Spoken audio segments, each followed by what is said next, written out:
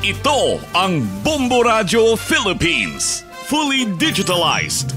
Numero 1 sa balita, komentaryo, drama at serbisyo publiko. Bombo Radio Philippines. Bombo Radio Philippines. Unmatched. Number 1 and most trusted source of news and information. Basta Radio Bombo! Oras sa Bombo Radio Iloilo, Philippine Standard Time, 52 minutos na nakaligad sa takna sininga alas 11. Welcome sa pagpangalagad sa Bombo Anay Sud to UFM, Bombo Radio Iloilo, flagship stations on the number 1 and most trusted radio network kinakantry ang Bombo Radio Philippines. Adlaw kita karon sa Miyerkules, Oktubre 29, tuiga 2025, kagkaron sa aton sininga Christmas Countdown. Christmas is a time for sharing, giving gifts for everyone. What matters now is this Christmas we share the love.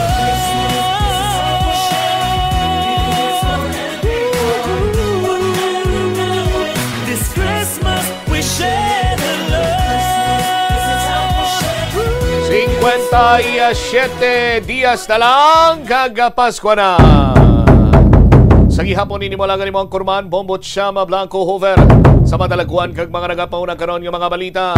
Iloilo City Councilor Rex Sarabia ginpanawagan ang Independent Commission for Infrastructure kon ICI nga imbestigaran ang mga flood control project nga gin-propose ni Lone District Representative Jam Baronda. Yan naglapot na ni sa 1.57 billion pesos. Pero doon ay mangyapon matapos. Tapos ang request maging sa pilado, 4 bilyones pesos maging para mapatapos. Ang bansang konsyal dapat imbestigaran na ni. Ay, pero galing doon nalipat si Councilor Sarabia nga may ginbayaran ng syudad sa Iloilo or may bayaran or may gin-hire ang syudad sa Iloilo nga tatlo ka mga scientist, experts nga mag-imbestigar. Di kumusta na itong investigasyon nila, Councilor Sarabia, sir? Mail to mail nga nagapakighilawas. Nagapangunang rason sa pagtasang kaso sa human immunodeficiency virus sa uton. Sa pihak nga bahin, Philippine Drug Enforcement Agency 6 nagpanigayon sa surprise drug test sa mga public transport drivers kag conductors sa rehiyon para sa nagahilapit nga tiga kalalag 2025. O plan haraba suportado sa LTO6 si Attorney Dinoy Hinuspan panayon nga nagpandama sa mga kolorom operators.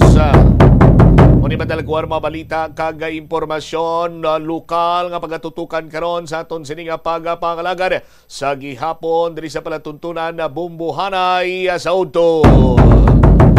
Kag para nga hindi man malumos matunaw sa kahoyanan si Ombudsman Boying Rimulya ginpayag nga hindi pa no absuelto dire o kon hindi pa lusot si Senator Joel Villanueva sa sining 2016 dismissal order. Kung madumduman pa sa aton sining mga kabumbo nangin subject sa kanadlawan ang bag-ong ombudsman matapos nga ti hambalyasin niya dapat basulat sa kuno sa Senate President Soto to implement sa dismissal order ni Senator Joel Villanueva. Pero sa aton sining mga kabumbo dugay na niya nga baliskad ang dismissal order sa nga ginbuslan niya nga si former Ombudsman Samuel Martires. Ang baga ni Ombudsman Samuel Martires sa niya Boyeng, no? Kung nagtuon ka guro dira, hindi ka sagad ka pinapriskon lang. Kung nagtuon ka dira guro para maintindihan mo bala ang mga orang trabaho sa ombudsman. Sa aton sini nga mga kabumbo. Ti istoryanta ni Dugang karon kay ginako man diri ni Rimulya nga dismayado siya matapos may baluan nga ginbaliskan nagali ni former Ombudsman Martires ang ruling sa 2019 may kantanan sa hindi insakto nga paggamit ni Villanueva sa 2008 Priority Development Assistance Fund o PDAF sa ini ang kongresista pa. Ginpayag ni Rimulya nga wala pa sila natapos kay Villanueva kung sa din iga-konsulta niya sa anaya ombudsman nga si Conchita Carpio Morales nga mo nag-issue sa dismissal order kung paano kagano pa gina mga dapat himon sa kaso ni Villanueva. Siyempre parang ma-vindicate man kung yung ma-vindicate parang mabawi man ni Tuto Boyeng ni Tuto Boyeng ni Ombudsman Boyeng Rimulya ang iya sining integridad sa ton sini Macbombo. Samtang ang mag-asawa nga Diskaya hindi kapasar bilang state witness sa sining kontrobersyal nga flood control anomalies. Ti sa ton sini nga mga kabumbo ginakabig pa ini sila gani nga hostile witness no? Ni Assistant Ombudsman Miko Clavado sa aton sini nga mga kabumbo. Manumduman nga nag-atras sa investigasyon ng Independent Commission for Infrastructure mag-asawa matapos gayong payag ni Commission member Rogelio Singson nga wala siya sa iga-rekomenda nga state witness nga makapayag nga nagpanginpulos sa mga proyekto kontra sa baha. Padayon naman nga ginatunan karon sa DOJ ang request sa mga Diskaya agod nga mangin state witness sila sa kaso. Itumok nyo lang mga senador para nga ma-state witness ka mo? Ano abi kaya mga kongresista na tumok nyo si Saldico kag si Romualdez mo? Kundi ginadua-duahan ka mo kag style witness na ka mo kron? Di ba? Anyway, dugang ang mga balita kag impormasyon balikan ta sa mga pagpalayag sa Bombo Aray sa uto pagkatapos ang Bombo Network News. Mike, kilala ka bala nga mga bata nga mahilig sa video games? Nagausik bala inis ang inoras sa paghahampang ang Bombo Radio Philippines. Fully digitalized. Numero 1 sa balita, komentaryo, drama at serbisyo publiko. Bombo Radio Philippines. Bombo Radio Philippines. Unmatched. Number 1 and most trusted source of news and information. Sa Radyo Bombo. This is Bombo Network News Noontime Edition, broadcasting live at Bombo Radio Broadcast Center, Makati City, Philippines. Araw po ngayon ng Miyerkules, ika-29 sa buwan ng Oktubre taong 2025 at sa atin pong Christmas countdown, 57 days bago pong araw ng Pasko. Sa ulo ng ating mga balita.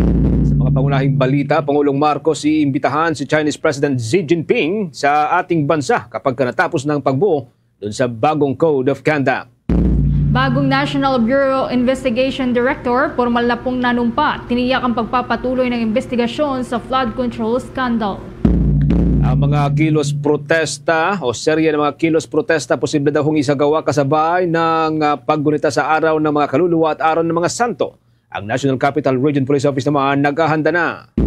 Independent Commission for Infrastructure naman magre-rekomenda muli ng panibagong kaso sa Ombudsman. Hinggil pa rin po yan sa flood control scandal.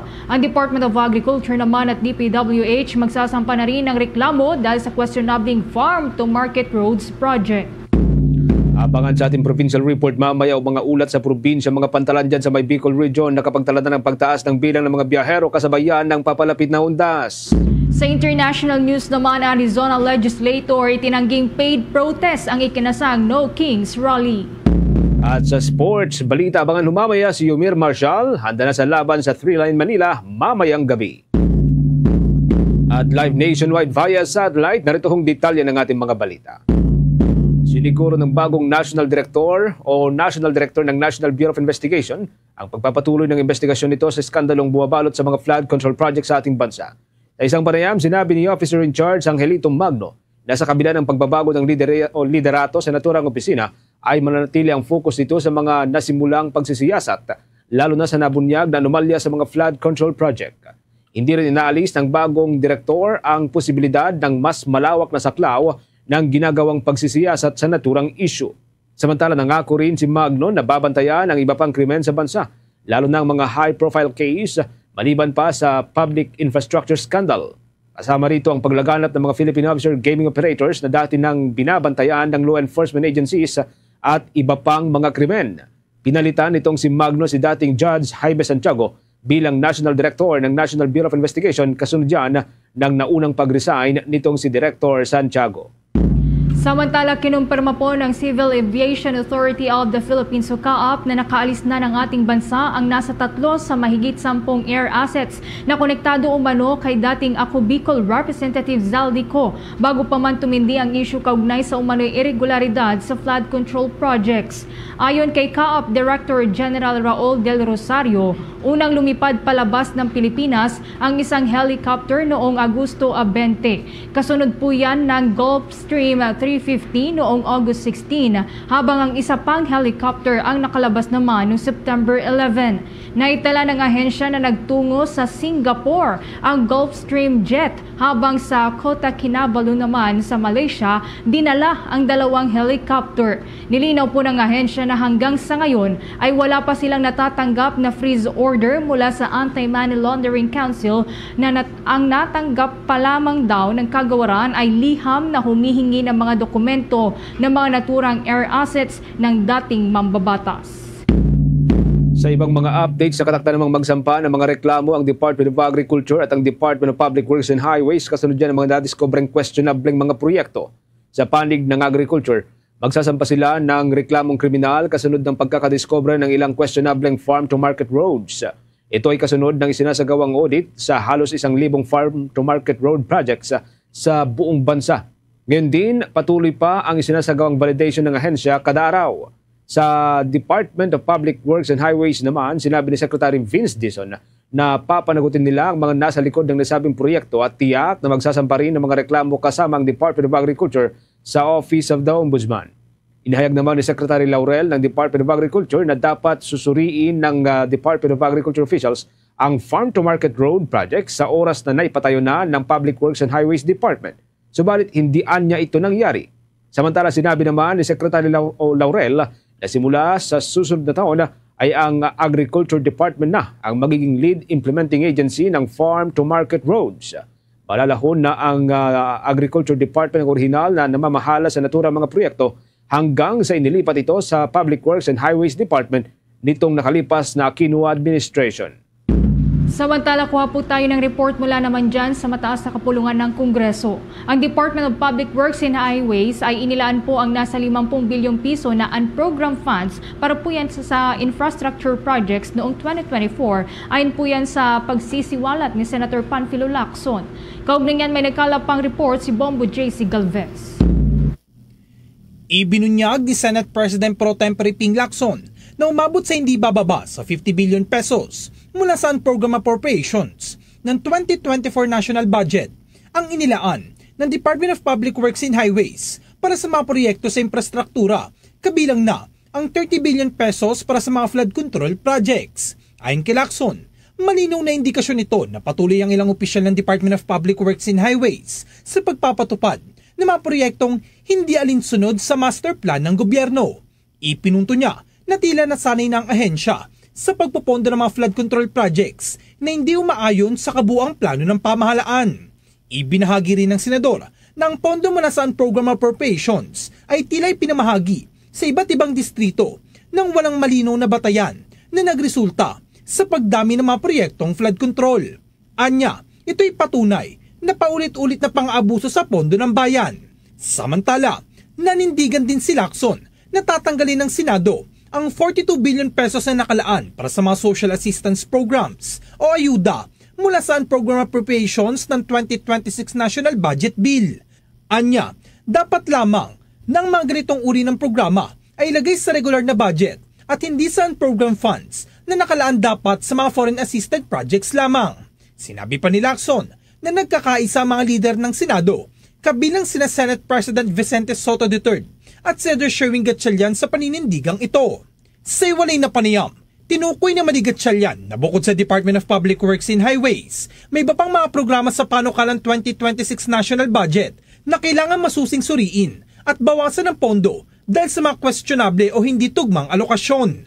Kabilang dito ang humigit kumulang 8 billion pesos na inilaan para sa mga farm-to-market roads na base sa pagsusuri ng Senado ay hindi nakapaloob sa master plan ng Department of Agriculture. Bukod dito, binanggit ng senador Nakabilang din sa mga dapat repasuhin ang mga government-owned and controlled corporations tulad ng Local Water Utilities Administration at Subic Bay Metropolitan Authority na mayroon namang sapat na pondo ngunit humihingi pa ng karagdagang alokasyon. Dagdag panigatsalyan, isa sa ilalim din sa pagsusuri ang mga ahensyang mababa ang budget utilization o hindi nagagamit ng buong nakalaang pondo. Yung isa ay yung Farm to Market Road na 8 billion. Lumalabas na 8 billion worth of Farm to Market Road. Wala pala sa master plan. So that's number one. Yung mga GOCCs na meron naman pondo pero humihingi pa sila ng additional like LUWA, yung SBMA. So pag-aaralan namin yun. And then titignan rin namin yung mga agencies na hindi ginagastos yung kanilang pondo, may mga low utilization, so titignan rin natin yun.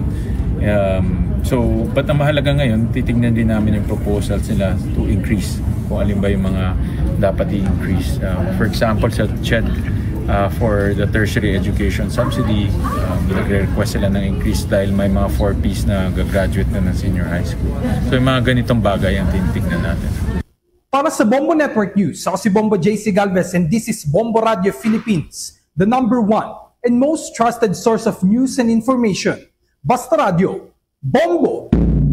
Dako tayo dyan sa may bahagi po ng Malacanang si Pangulong Marcos. Iimbitahan daw si Chinese President Xi Jinping sa ating bansa kapag natapos na ho ang Code of Conduct o itong pag-uusap para sa Code of Conduct. Pilipinas naman puspusan din ang paghahanda para yan sa pagiging susunod na chair ng Association of Southeast Asian Nation.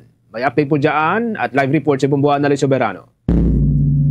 Balak imbitahan ni Pangulong Ferdinand Marcos Jr. si Chinese President Xi Jinping sa Pilipinas sakaling makamit ang kasunduan sa Code of Conduct para sa West Philippine Sea sa panahon ng chairmanship ng Pilipinas sa ASEAN 2026. Ayon kay President Marcos, kung ikukonsidera ito ni President Xi na ang pagbisita niya sa bansa, magiging simbolo ito ng malaking progreso sa negosasyon sa pagitan ng ASEAN at China at patunay na tapat ang hangarin ng Pilipinas na mapanatili ang kapayapaan at katatagan sa rehiyon. Sinabi pa ni Pangulong Marcos, hindi dapat mawala ng pag-asa ang mga bansang kasapi ng Association of Southeast Asian Nation sa paghahanap ng paraan upang maresolba ang mga isyong kinakaharap sa West Philippine Sea. Anya, tungkulin ng bawat leader na ipagpatuloy ang mga negosasyon upang mapangalagaan ang kapayapaan at karapatan ng kanilang mamamayan. Binigyang diin ng Pangulong Marcos na anumang kasunduan o treaty na pipirmahan ng mga kasaping bansa sa ASEAN ay dapat ituring na may bisa at inaasang susundin ng lahat ng panig. Kasabay nito, ipinahayag ni Pangulong Marcos ang kanyang buong kumpiyansa na matatapos ng ASEAN at China ang Code of Conduct negotiations sa 2026 sa ilalim ng chairmanship ng Pilipinas. Samantala, pinaghahandaan na rin ng Pilipinas ang pag-host ng ASEAN Summit 2026 matapos opisyal matanggap ng ang chairmanship ni Pangulong Marcos mula sa Malaysia. Ayon sa Presidente, matagal nang sinimula ng bansa ang preparasyon para sa malaking pagtitipon ng mga lider. Mula pa niya sa unang bahagi ng chairship ng Malaysia ay nagsimula na ang koordinasyon at paghahanda sa physical at logistic na aspeto ng summit. Itatampok ng bansa sa panahon ng chairmanship ang pagtutulak sa Code of Conduct sa West Philippine Sea bilang pangunahing prioridad ng Pilipinas. Kumpiyansa ang Marcos administration na magiging matagumpay ang hosting ng bansa dahil bukod sa maagang paghahanda, malinaw rin umano ang direksyong tatahakin ng ASEAN sa ilalim ng pamumuno ng Pilipinas. Pakinggan natin si Pangulong Ferdinand Marcos Jr.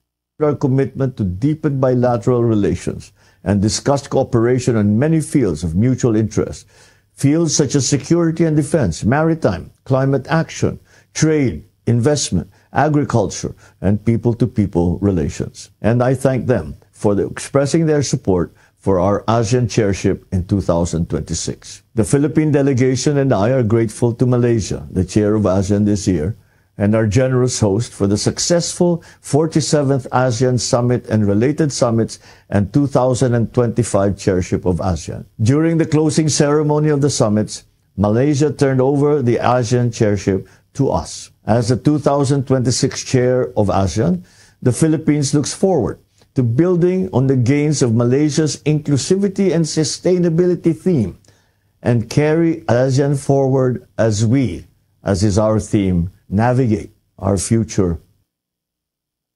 Si Pangulong Ferdinand Marcos Jr. mula sa Malacanang, Bombo Anali Montaño Soberano nag-uulat. And this is Bombo Radio Philippines, the #1 and most trusted source of news and information. Basta Radio, Bombo. Sa ibang balita, pinayuhan ni dating Ombudsman Conchita Carpio Morales si Ombudsman Jesus Crispin Remulla ukol po yan sa kaso ni Senator Joel Villanueva na una nang nadismiss sa panahon ni dating Ombudsman Samuel Martires. Si Morales ang naglabas ng 2016 dismissal order laban kay Villanueva na noon ay kinatawan ng Citizens Battle Against Corruption Party List o CBAC. Ito ay kaugnay sa umano'y maanumalyang paggamit sa kanyang 10 milyong pisong Priority Development Assistance Fund o mas kilala sa tawag na pork barrel. Kumonsulta naman si Remulla kay Morales kasabay ng pagnanais nitong maimbestigahan ang controversial na issue.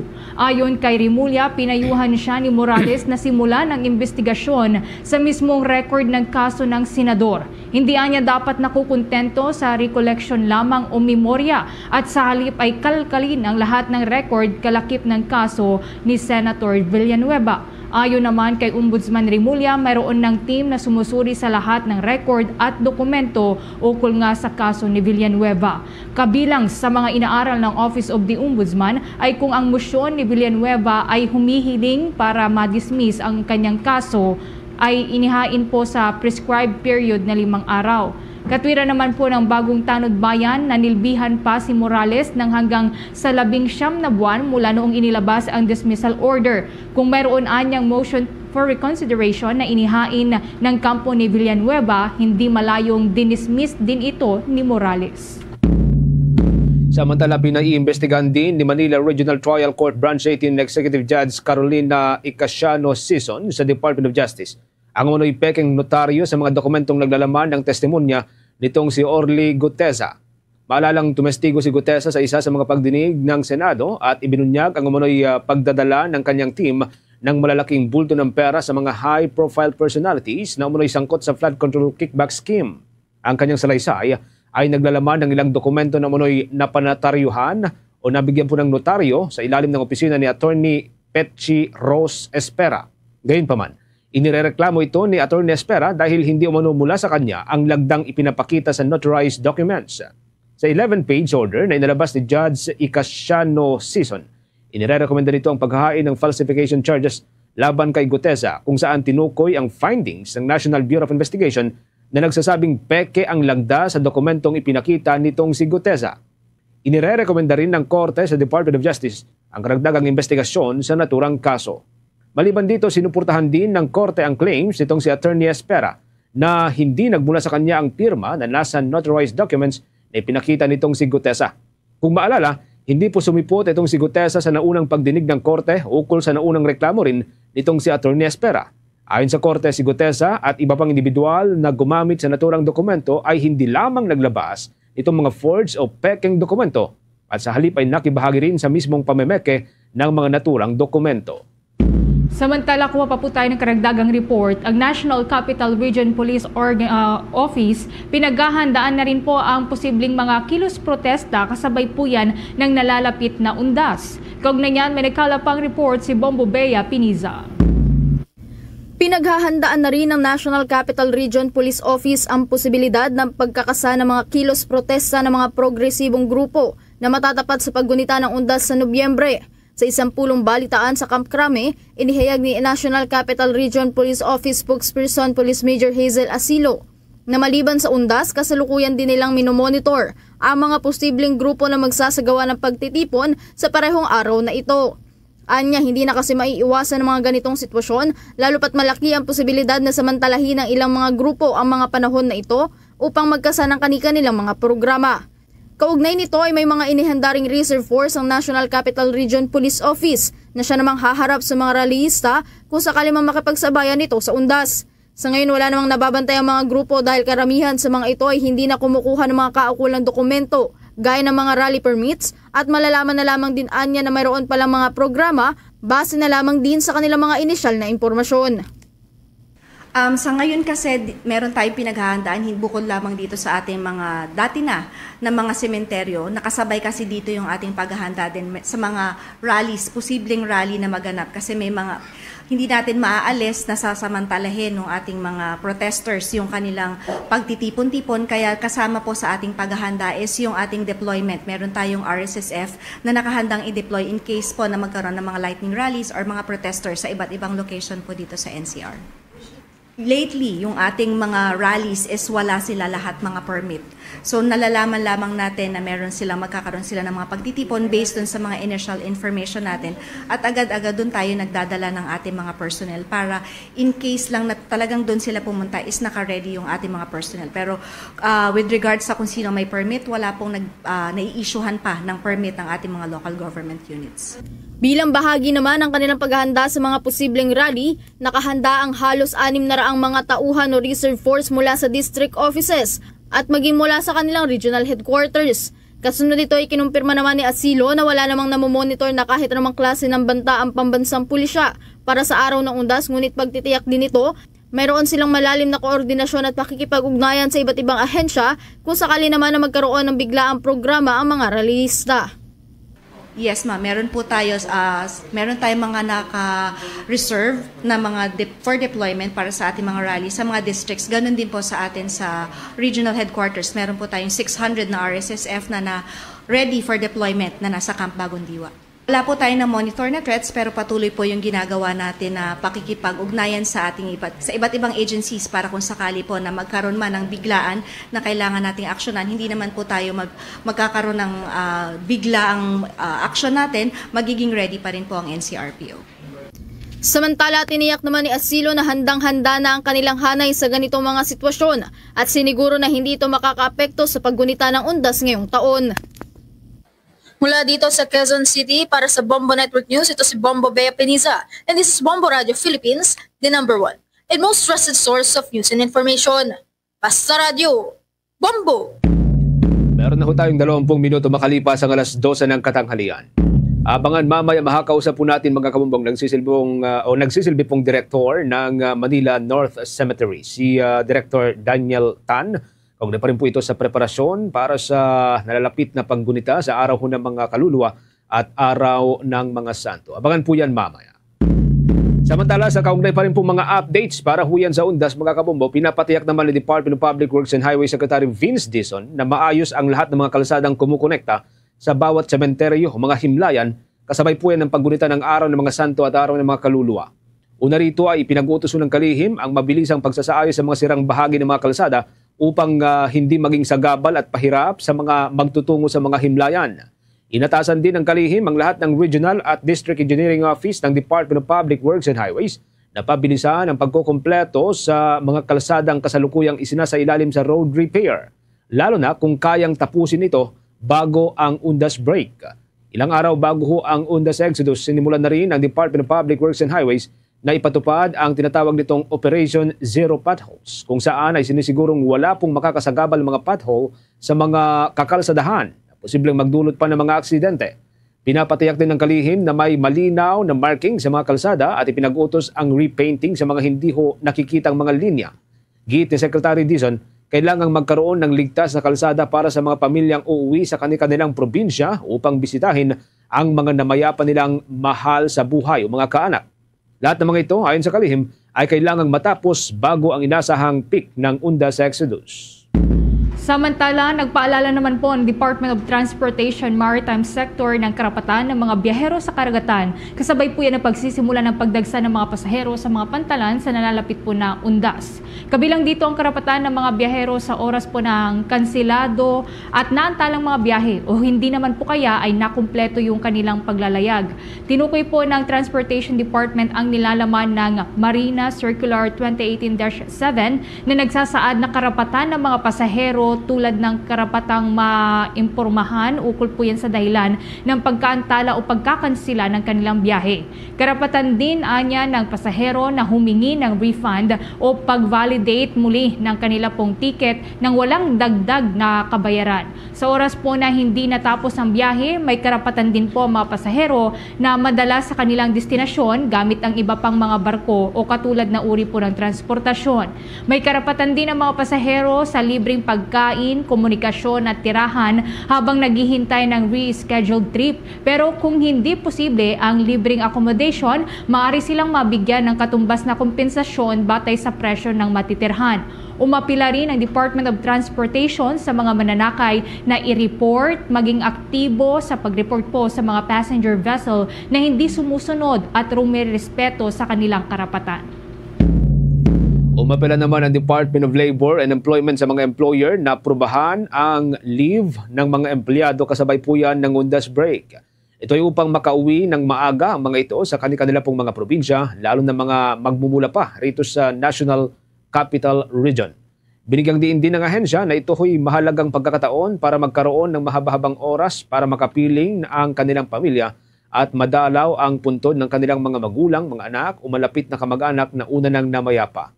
Apela nitong si Department of Labor and Employment Secretary Bienvenido Leguesma para ho sa mga employer pagbigyan ang leave request ng kanilang mga empleyado at ituring ito bilang pabor sa kanilang well-being.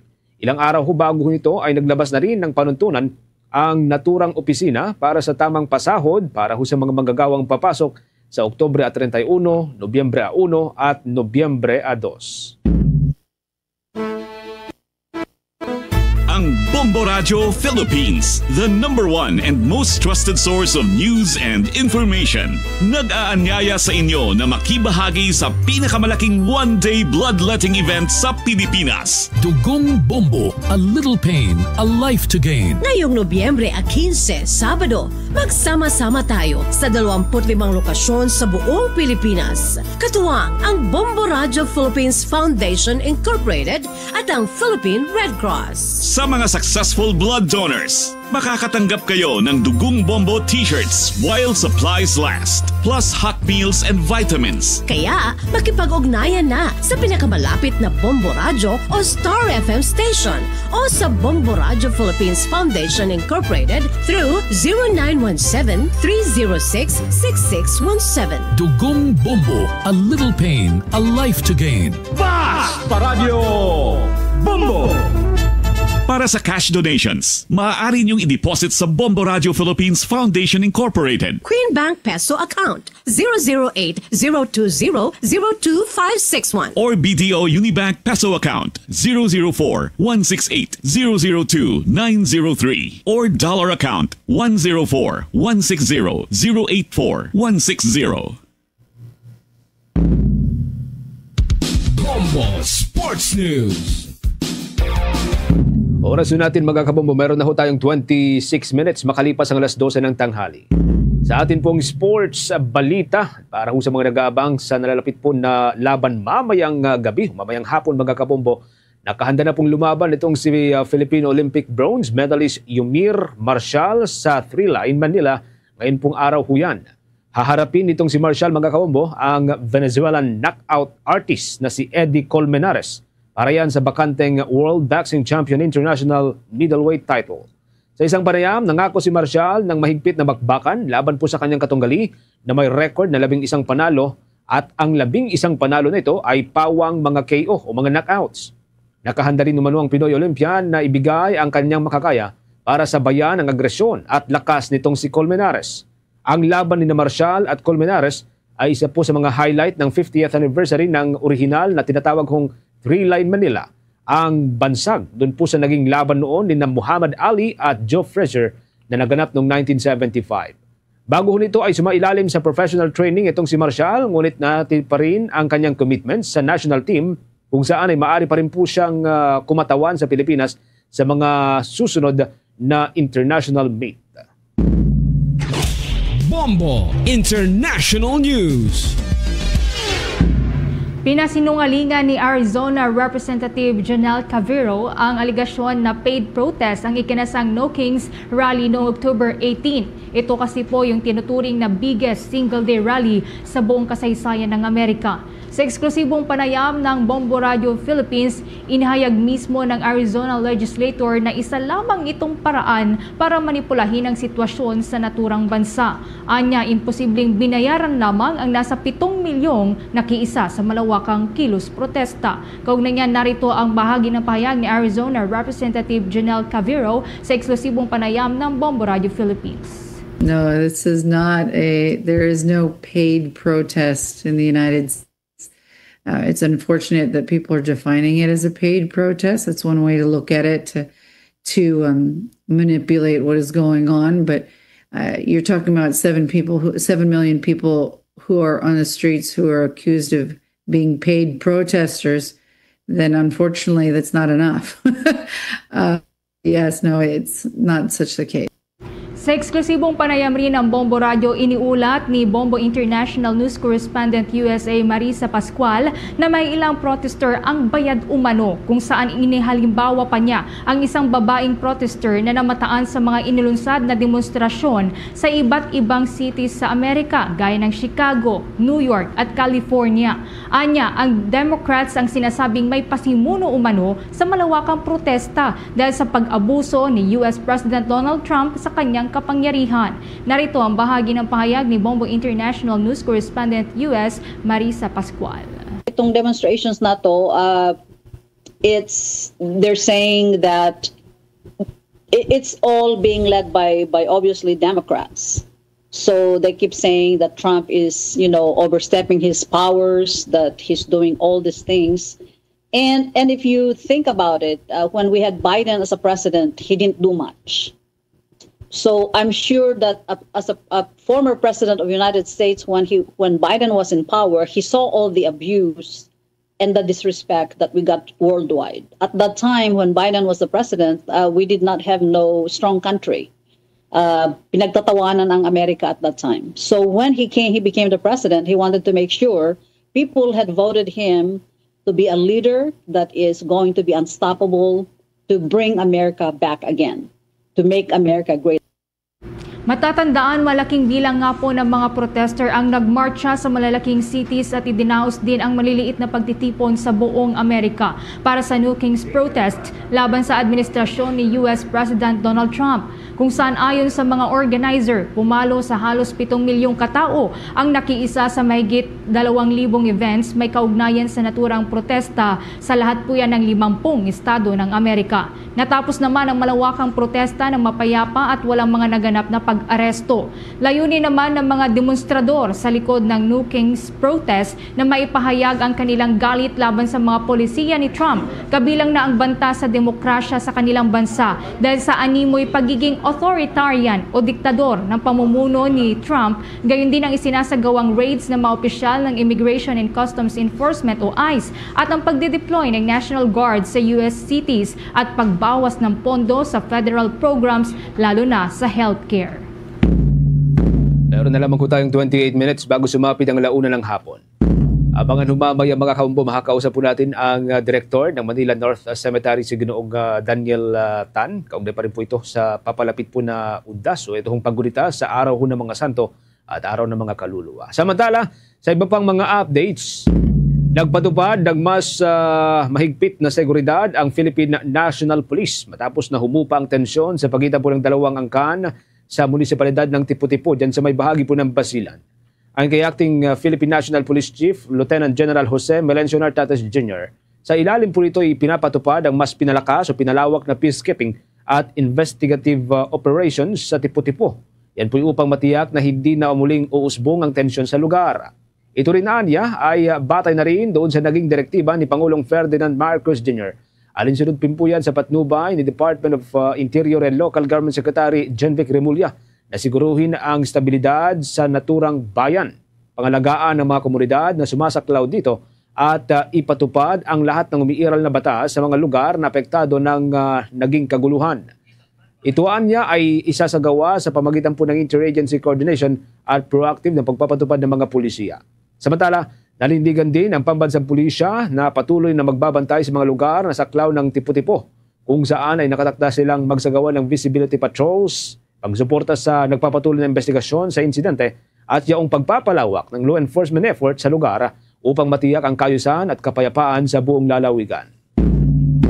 Dako tayo dyan sa may Independent Commission for Infrastructure, mga kabombo. Meron pong niluluto muli na posibleng ihahain, irerekomenda mga kaso ang naturang komisyon. May update po dyan. Live report si Bombo Isa Cotoner.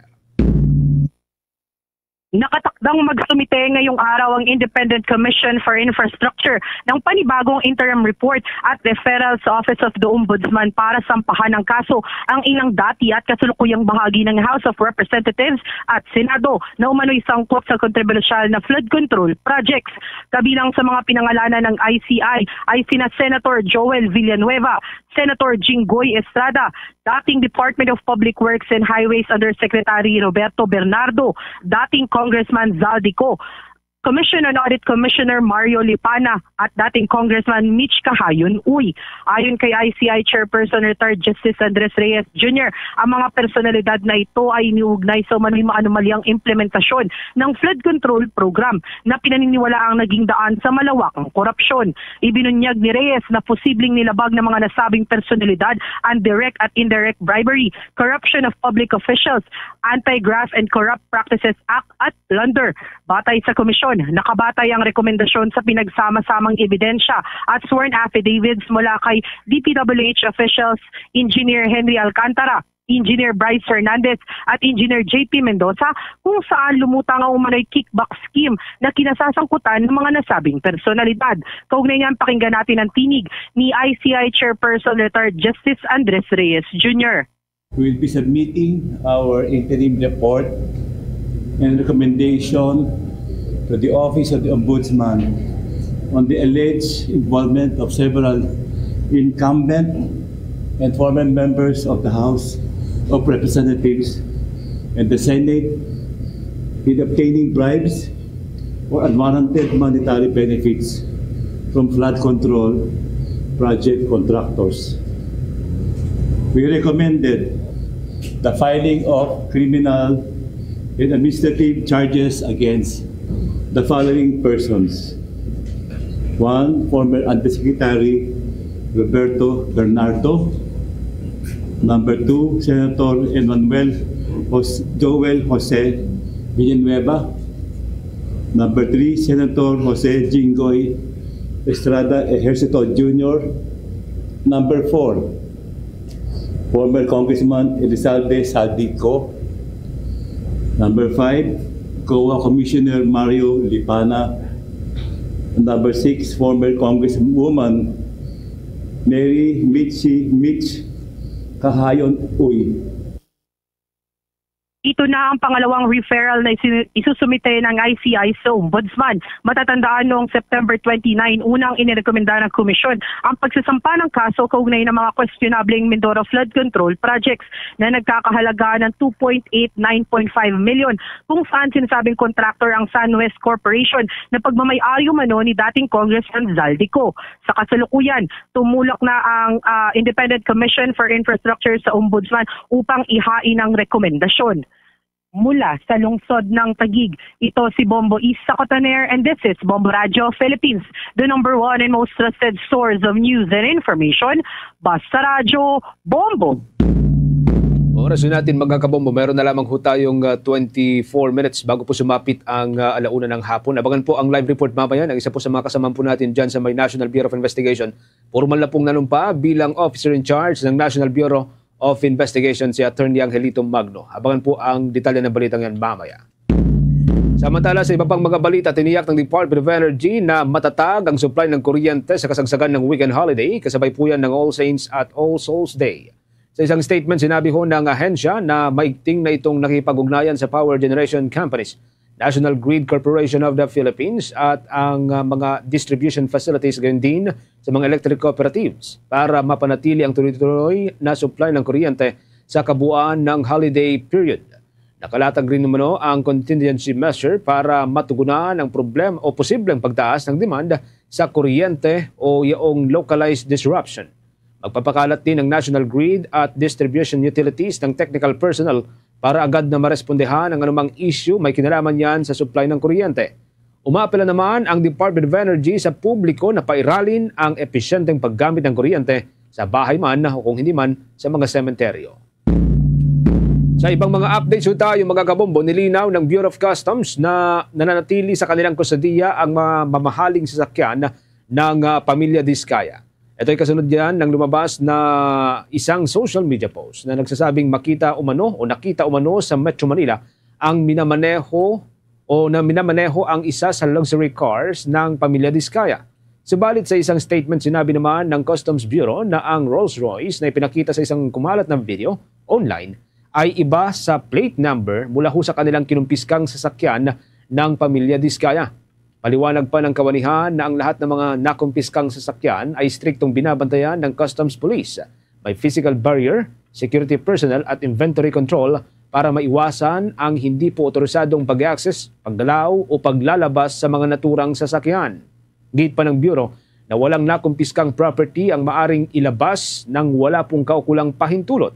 Anuman yang hindi otorisadong paglabas, tampering o paggalaw sa nakumpiskang gamit ay may karampatang seryosong paglabag na pinaparusahan sa ilalim po ng umiiral na customs law at regulations, kabilang ho rito ang parusang administratibo at kriminal.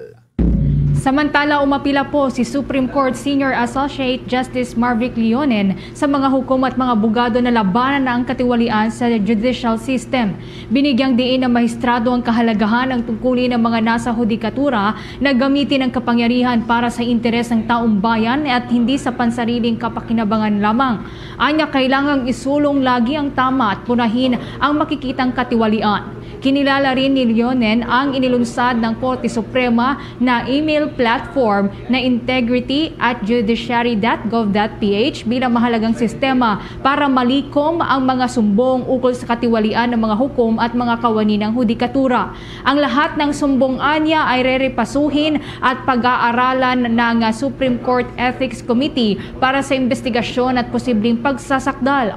Paliwanag pa ni Justice Leonen, ang naturang mekanismo ay bahagi ng ipinapatupad na Strategic Plan for Judicial Innovations 2022 hanggang sa 2027. Layunin nito nga mapalawak pa ang access ng publiko sa hustisya sa pamamagitan po yan ng Unified Legal Aid Service, kung saan maaaring makakuha ng libre pong tulong na legal ang mga kwalipikadong benepisyaryo habang nabibigyan din po mga Pilipino ng pagkakataong makapagbigay ng feedback ukol sa kanilang karanasan. Bombo Radio Philippines. Once again, Bombo Radio Philippines proves its excellence in the 47th Catholic Mass Media Awards, bringing home 3 major awards. Bombo Network News, back-to-back winner bilang Best News Program. Bombo Special Report bilang Best Business News. Pinoy Memories ng Star FM Iloilo bilang Best Entertainment Program. And 2 special citations, Bombo Lifestyle ng Bombo Radio Philippines bilang Best Public Service Program. At Istoryang Pasada, takbo ng Star FM Manila bilang Best Counseling Program. At hindi lang yan, Bombo Radio Philippines made history as it qualified in all 9 categories. A solid proof of our unmatched excellence in news, public affairs, and entertainment. Maraming salamat sa aming mga loyal listeners and viewers. Kayo ang tunay na inspirasyon namin. Basta Radio Bombo Star FM, it's all for you. Oras natin, meron na lamang ko tayong 18 minuto bago sumapit ang 1:00 ng hapon. Update na ho tayo sa mga balitang tinutukan ng ating mga provincial station. Kasabay pa rin po ng papalapit mga kabombon na paggunita sa araw ng mga santo at araw ng mga kaluluwa. Makibalita ho tayo dyan sa may Bicol Region. Nakakapagtala na po ang mga pantalaan ng unti-unting pagtaas sa bilang ng mga biyahero. Ilang araw ho yan bago ang undas. May update dyan ng Bombo Radio Legazpi. Nakakapagtala na ng pagtaas sa bilang ng mga biyahero sa mga pantalan sa rehiyong Bicol kaugnay ng papalapit na undas. Ayon kay Port Management Office Bicol Media Relations Officer Achilles Galindez sa panayam ng Bombo Radyo Legazpi na mula sa dating 1,500 hanggang 2,000 na daily passengers ay umakyat na ito sa nasa 3,000 na mga pasahero kada araw. Dahil dito ay naka-heightened alert na ang mga security personnel sa bawat pantalan sa rehiyon. Ito kahit pa na sa Oktubre 30 hanggang Nobyembre 4 pa ang opisyal na uplan biyaheng Ayos Undas 2025. Inaasahan kasi na sa mga susunod na araw ay papalo pa sa 5,000 ang daily average ng mga biyahero lalo na sa Matnog Port dahil sa pagnanais ng mga ito na makauwi sa kanilang mga probinsya. Dagdag pa ni Galindez na bukas sila na magbigay ng special permit sa mga shipping lines na magsusumiti ng request sa tulong ng Maritime Industry Authority. Layunin nito na maibsa ng maraming bilang ng mga pasahero at rolling cargo sa mga pantalan sa peak season. Malamang during peak, yung sinasabi nating peak baka Thursday evening, tapos yung whole day ng 31, pati yung November 1 kasi kung dyan lang naman sila pupunta sa malapit lang, Northern Samar along Allen, yung mga bayan na malapit lang naman, pwedeng may mga habol yan ng November 1 pa. So, pwede na hindi bababa ng 5,000 during peak. Yung ating mga tatawid ng mga pasahero. Yan ang ulat mula rito sa himpilan ng Bombo Radyo Legazpi, itong si Bombo Romela sa Kayan Wandasan. This is Bombo Radio Philippines, the #1 and most trusted source of news and information na Basta Radio, Bombo. Karagdagang 37 pesos hanggang 45 pesos na sahod para po yan sa Western Visayas. Aprobado na rin ng Regional Tripartite Wages and Productivity Board. May update po dyan ng Bombo Radyo Kalibo.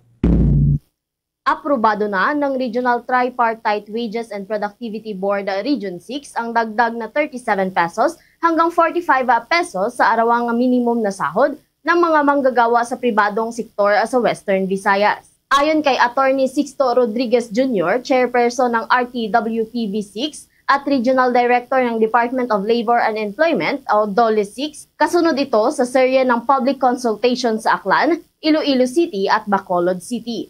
Anya, nilagdaan na ng lupon ang bagong wage order at kasalukuyang nire-review ng NWPC upang matiyak na ito ay sumusunod sa umiiral na mga batas at regulasyon sa sahod. Sa oras na maaprubahan, ito ay ipapublish at magiging epektibo makalipas ang 15 days o posibleng sa November 19. Dahil dito, mula sa 513 pesos, tataas sa 550 pesos ang daily minimum wage para sa non-agriculture sector, industrial at commercial establishments na may higit sa 10 manggagawa, habang ang mga establishmento na may 10 o mas kaunting manggagawa ay tataas ng 530 pesos mula sa 485 pesos. Samantala, para sa agriculture, tataas ng 520 pesos ang sahod mula sa 480 pesos. Para sa mga kasambahay, tataas ng 500 pesos ang buwan ng sahod mula 6,000 pesos tungo sa 6,500 pesos. Binigyang diin ni Rodriguez na maingat na tinimbang ng lupon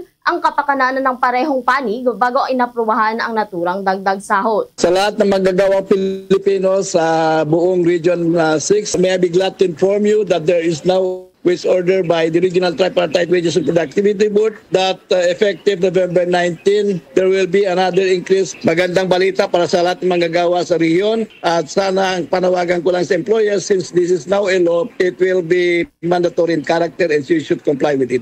Para sa Bombo Network News, mula rito sa Bombo Radyo Kalibo, Bombo Ashley May Pamaos nag-uulat, and this is Bombo Radyo Philippines, the #1 and most trusted source of news and information, Basta Radyo, Bombo. Bombo Entertainment News. Bombo Entertainment News. Ang OPM band na Nobita grateful sa mga blessings sa kanilang music career at may look back pa sa naging pagtatanghal sa The Mall Show ng Star FM. May chika dyan ng Star FM Manila. Grateful ang bandang Nobita sa lahat ng blessings na natatanggap sa kanilang music career. Una na rito ang panibagong milestone na natanggap ng banda matapos kilalanin bilang Diamond Record ang Ikaw Lang na kanilang biggest hit. Tuloy-tuloy naman ang paglikha ng musika ng unang sayaw hitmakers at masayang ibinahagi sa Star FM ang kwento sa likod ng kanilang kolaborasyon kasama ang Philippine pop rock royalty na si Yeng Constantino. Gayuma has been written tapos na record siya for demo study. Tapos little did we know, minessage siya pala ni Mark si Miss Yeng Constantino. Kung gaano siya kaka-immerse, para siyang under the spell of Gayuma. Yung ginagawa namin yung song together. Samantala, nagbalik tanaw naman ang banda sa mainit na naging pagtanggap ng mga kabombo at ka-Star Nation sa nagdaang The Mall Show 3 ng Star FM Manila noong Hunyo. Super na-enjoy namin kapag may mga mall show. May mga mall shows kami. Sana iba yung energy ng crowd. Kapag may mall show talaga, pinaghandaan namin and kami super looking forward kami. Tsaka napakagaling ang mag-cater ng artist. Yes. Thank you. Thank you so much po. Nagpasalamat rin ang Nobita sa lahat ng pagmamahal at suportang natatanggap nila mula sa kanilang mga tagahanga. Too good to be true yung natatanggap naming pagmamahal sa listeners ng Nobita. So, there are a lot of things na we just want to say na na-appreciate namin sila. Thank you. Thank you. Thank you, Mahal, babies. Thank you, Star FM. Salamat po. Hello, we are Nobita. And you are listening to Star FM. It's all for you. Basta Radio Bombo! Yan ang report mula rito sa himpilan ng 102.7 Star FM Manila. Nag-uulat, Star DJ Kimi Gora, and this is Bombo Radio Philippines, the #1 and most trusted source of news and information. Basta Radio Bombo! Bombo International News. Ang International Committee of the Red Cross kinundi na ang stage o peking pag-recover ng Hamas ng bangkay ng isang Israeli na nabihag. Kaugnay niyan may report ng Bombo Radio Iloilo.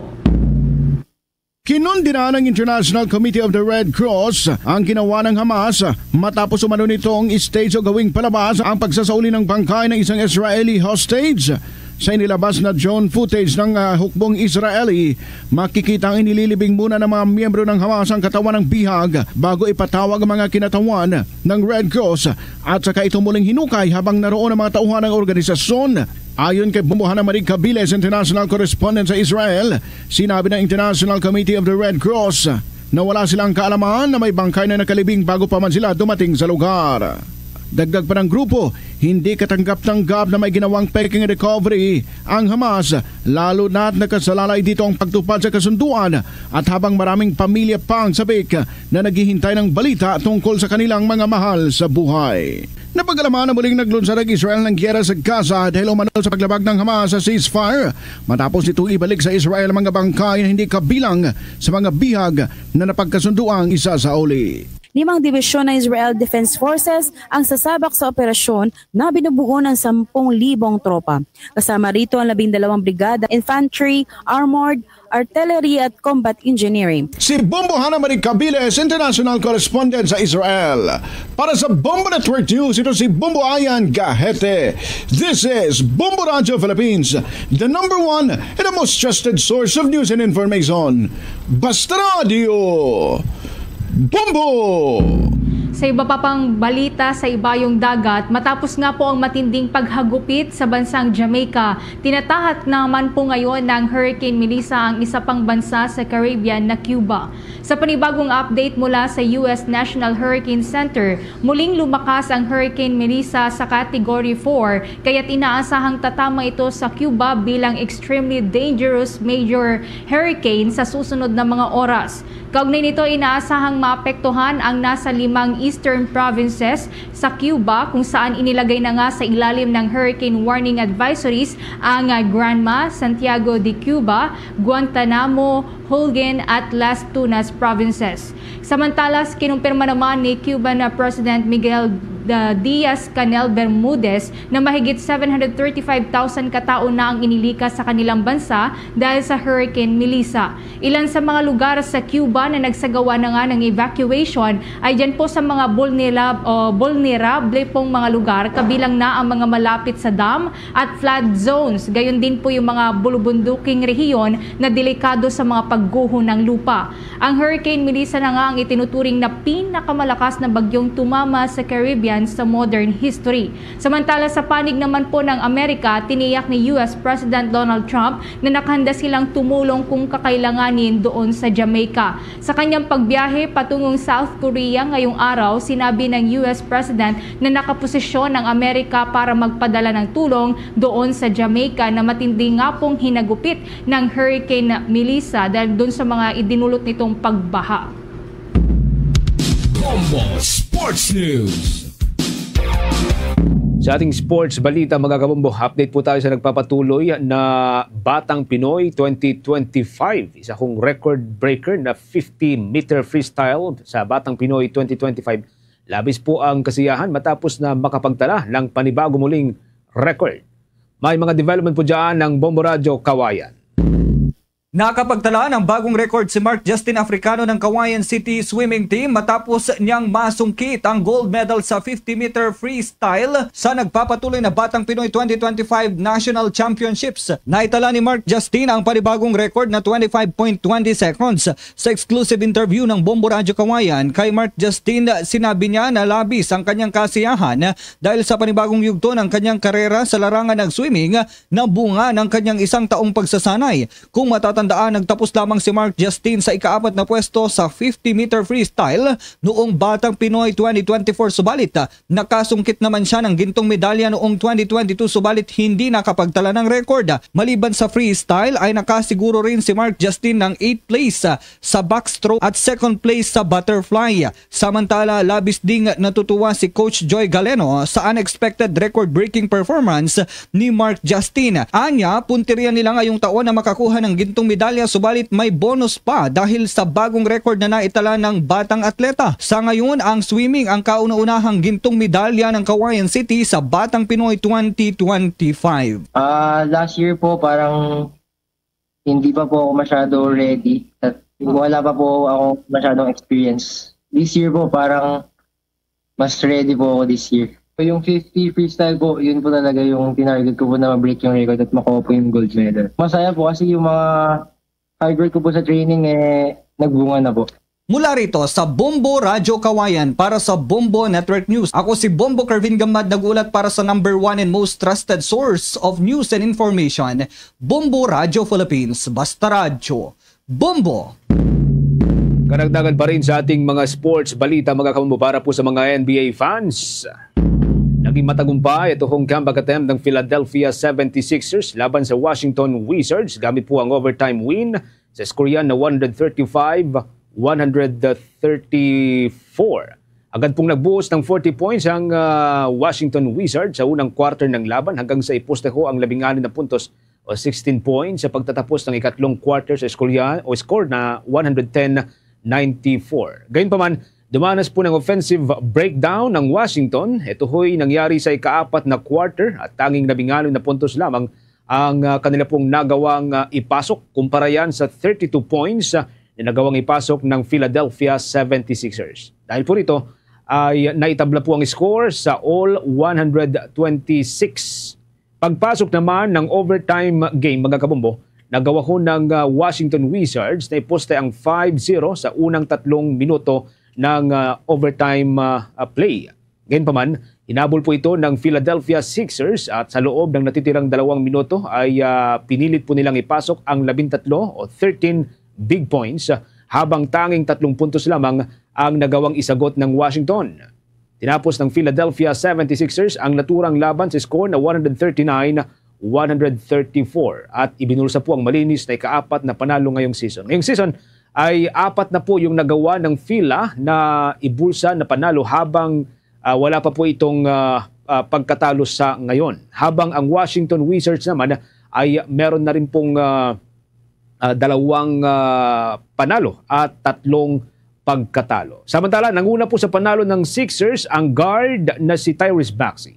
Siya po nagbulsa ng 39 points at 10 assists habang 25 points at 7 rebounds ang naging ambag ng big man na si Joel Embiid sa loob po ng maikling panahon na inilagi po niya sa hardcourt. 23 minutes lamang po siya naglaro.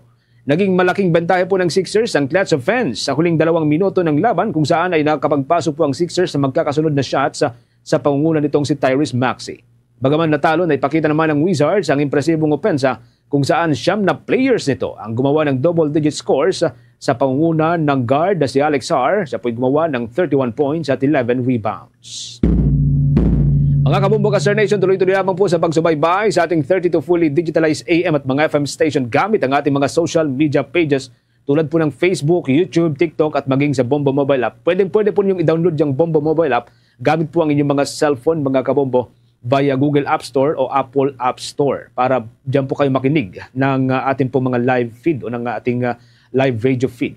Para po sa mga kababayan po natin sa may Visayas area, sa mga kababayan po natin dyan sa may Iloilo Province at mga katabing probinsya, nariyan pong Bombo Radio Iloilo at ang ating news, music and entertainment station dyan, ang Star FM Iloilo.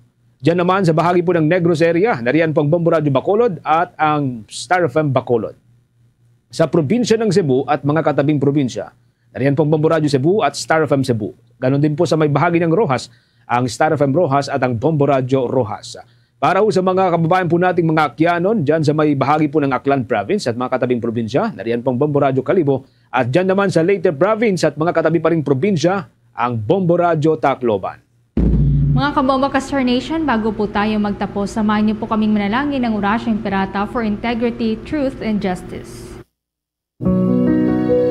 Heavenly Father, you led your people out of slavery as a pillar of cloud by day and a pillar of fire by night. And this time, when shadows of deceit and corruption cloud our land, shine upon us your light that scatters all darkness. We confess that we ourselves have often walked in darkness, in our silence, in our compromises, and in our indifference. We have allowed corruption to grow and falsehood to spread. Forgive us, Lord, and cleanse our hearts of this grave moral evil that robs the poor of bread and the nation of hope. Give us leaders after the heart of your Son, shepherds who serve, not wolves who devour. By the power of your Holy Spirit, give us the courage to reject lies, expose deceit, uphold justice, and defend the truth in all our dealings, whether public or private, that integrity may flourish in our land like a river, and righteousness like a mighty stream. O God of justice and mercy, make our nation a vineyard that bears good fruit, not poisoned by greed, manipulation, and selfishness, but nourished by honesty, compassion, and love. We ask this through Christ our Lord. Amen. Mary, Mirror of Justice, pray for us. Saint Michael the Archangel, pray for us. Saint Lorenzo Ruiz, pray for us. Saint Pedro Calungsod, pray for us. Christmas is a time for sharing, giving gifts for everyone. What matters now is this Christmas we share the love. Mga kabombo ka Star Nation, sa atin pong Christmas countdown, 57 days bago pong araw ng Pasko. This Christmas we share the love.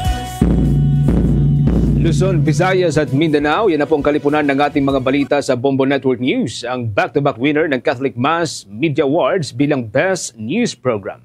Mula dito sa News Center Makati, this is Bombo Radio Philippines, the #1 and most trusted source of news and information. Basta Radio. Bombo!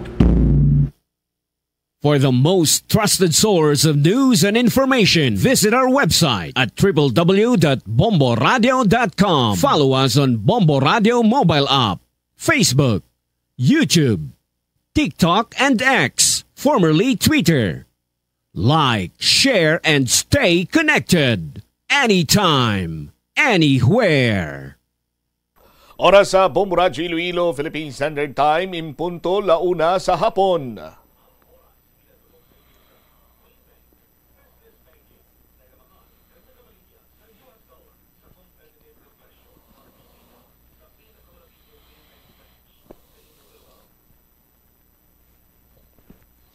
Balik na rin sa pagpangalagad sa bombohanay sa udto sa DYFM Bombo Radio Iloilo. Dahil nga naman mo, Chris, kay tadlungon ko lang niyo. Dan, para sige blaton nga Bombatswana. Anyway, sa ton sining mga kabombo, welcome back sa bombohanay sa udto sa DYFM Bombo Radio Iloilo. Standby sa kay Bombo Hana Andasa sa iya sining follow-up report kay deliver sa privilege speech si Councilor Rex Sarabia nga nagapanawagan nga imbestigaran sa Independent Commission for Infrastructure ining mga flood control projects nga propose ni Lone District Representative Jamjam Baronda kag may isa siya nga gintumo diring proyekto nga ti tarpaulin billboard o tarpaulin billboard. Ining ginatawag siniba lang billboard lang, project billboard lang nga nag-exister pero why kuno sang ginubrahan diri. So isa ini kaklaro nga ehemplo nga mayara sang ghost project. Kay kung may ubrahan or may inubrahan kuno na dire, mapautod sang ulo si Councilor Rex Sarabia. Si Bombohana sa may follow-up report. Bombohana sa report, please go ahead. Nagpanawagan si Councilor Atty. Rex Marcos Sarabia sa independent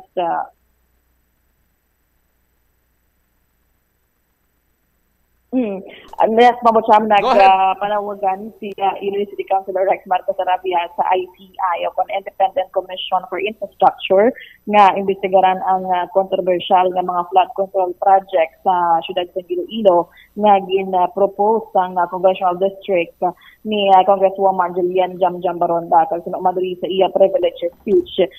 Nagkapabilin man nga isa man ka alegasyon sa misuse ang ginabanta nga 100.75 billion pesos nga pondo sa ginpatuman sa Iloilo City District Engineering Office kon ICDO pang nagapangayo pa din ang opisina ni Congresswoman Julian Jamjam Baronda sang dugang 4.7 billion pesos para sa kapareho nga proyekto. Ini ang santo man sa mga ginapatigayon nga sunod-sunod na nga people's meeting nga pangunahan ni Congresswoman Jamjam Baronda kag ang Department of Public Works and Highways and iban pa nga mga national agencies Bombochama kag kuno man diri pahayag man sang konsehal nga limitado diri ang otoridad sa City Council kay dapat ang ICI kuno ang mag-imbestigar sa mga irregularidad lakip na ang posible nga ghost projects pareho man sang Batiano River. Kaya pangabay man din ni Sarabia nga padayon ng investigasyon agod nga masiguro ang husto nga nagamit ang pondo para sa mga proyekto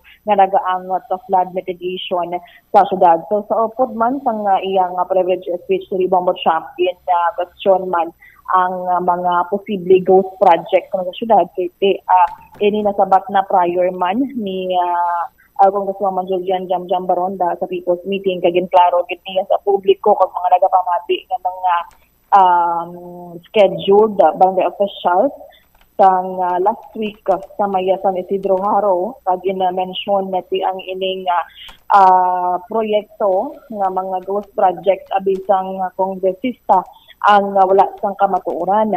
But then, subong nga aga sa ginapatigan nga privilege speech ni Councilor Sarabia kung matuod gid man nga wala sang ghost projects pangitaon kuno ang ining proyekto dira sa may Batiano River. So ang Batiano River ang base man diri sa may Batiano River Monitoring Station sang EMP kag diri nakit-an nga ang Batiano River along diri sa may Muhon Beach, Muhon Arevalo kag Batiano Bridge Poblacion Oton. So isa man sa mga gina-mentionar diri Bombocham ang ining proyekto. So ang sunod diri sa konsehal if ever nga may makasugid, may makakita abi nga ari diri ang ining proyekto ipautod kuno niya ang iya ulo kay kumbaga may makapamatuod bala na may proyekto gid sa nasambitan nga lugar kag kumadumduman naton mayara gid man sa mga ginclaim nga mga 5 sa mga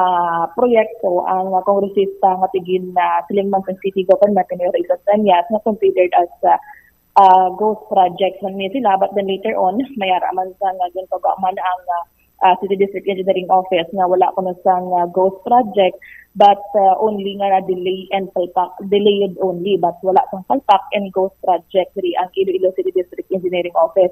So kung basihan ang ining ginamention niya nga Batiano River nakita naton sa details man sang nadalas atong ipapanilaw sa last time ang ining Batiano River nga tumod ng Kontihal ang construction of flood mitigation structure and promenade along Batiano River, Section 1, worth 144 million pesos. Kag ang status ni ang suspended bangod sa inaccessibility sa project site kay bangod man sa presence of mangrove kag private settlers. Kung ini man ang tumod nga sa mga proyekto bambot siyambit na dito sa may Mohon Arevalo nga nakatuan naton last time katigayon man sa inspection ni Mayor Raisa Treñas o ang City Engineer's Office, Office of the Building Official, kag DENR, kung dito giman to nga areas kay di ko madumduman naton ang ining proyekto sa may Arevalo ang ginabugusan iyak ka mga tatlo ka mga construction firms nga ginapanag-iyahan ni Sara Vizcaya amo ang contractor sa tukod ng flood mitigation structure sa Mohon Arevalo. If dala ini sa may long stretch abi kay makita naton sa iya diri nga project billboard ang sa section 1 sini amo ang construction of flood mitigation structure amo ang YPR General Contractor in Construction Supply Incorporated nga may contract cost nga 143,303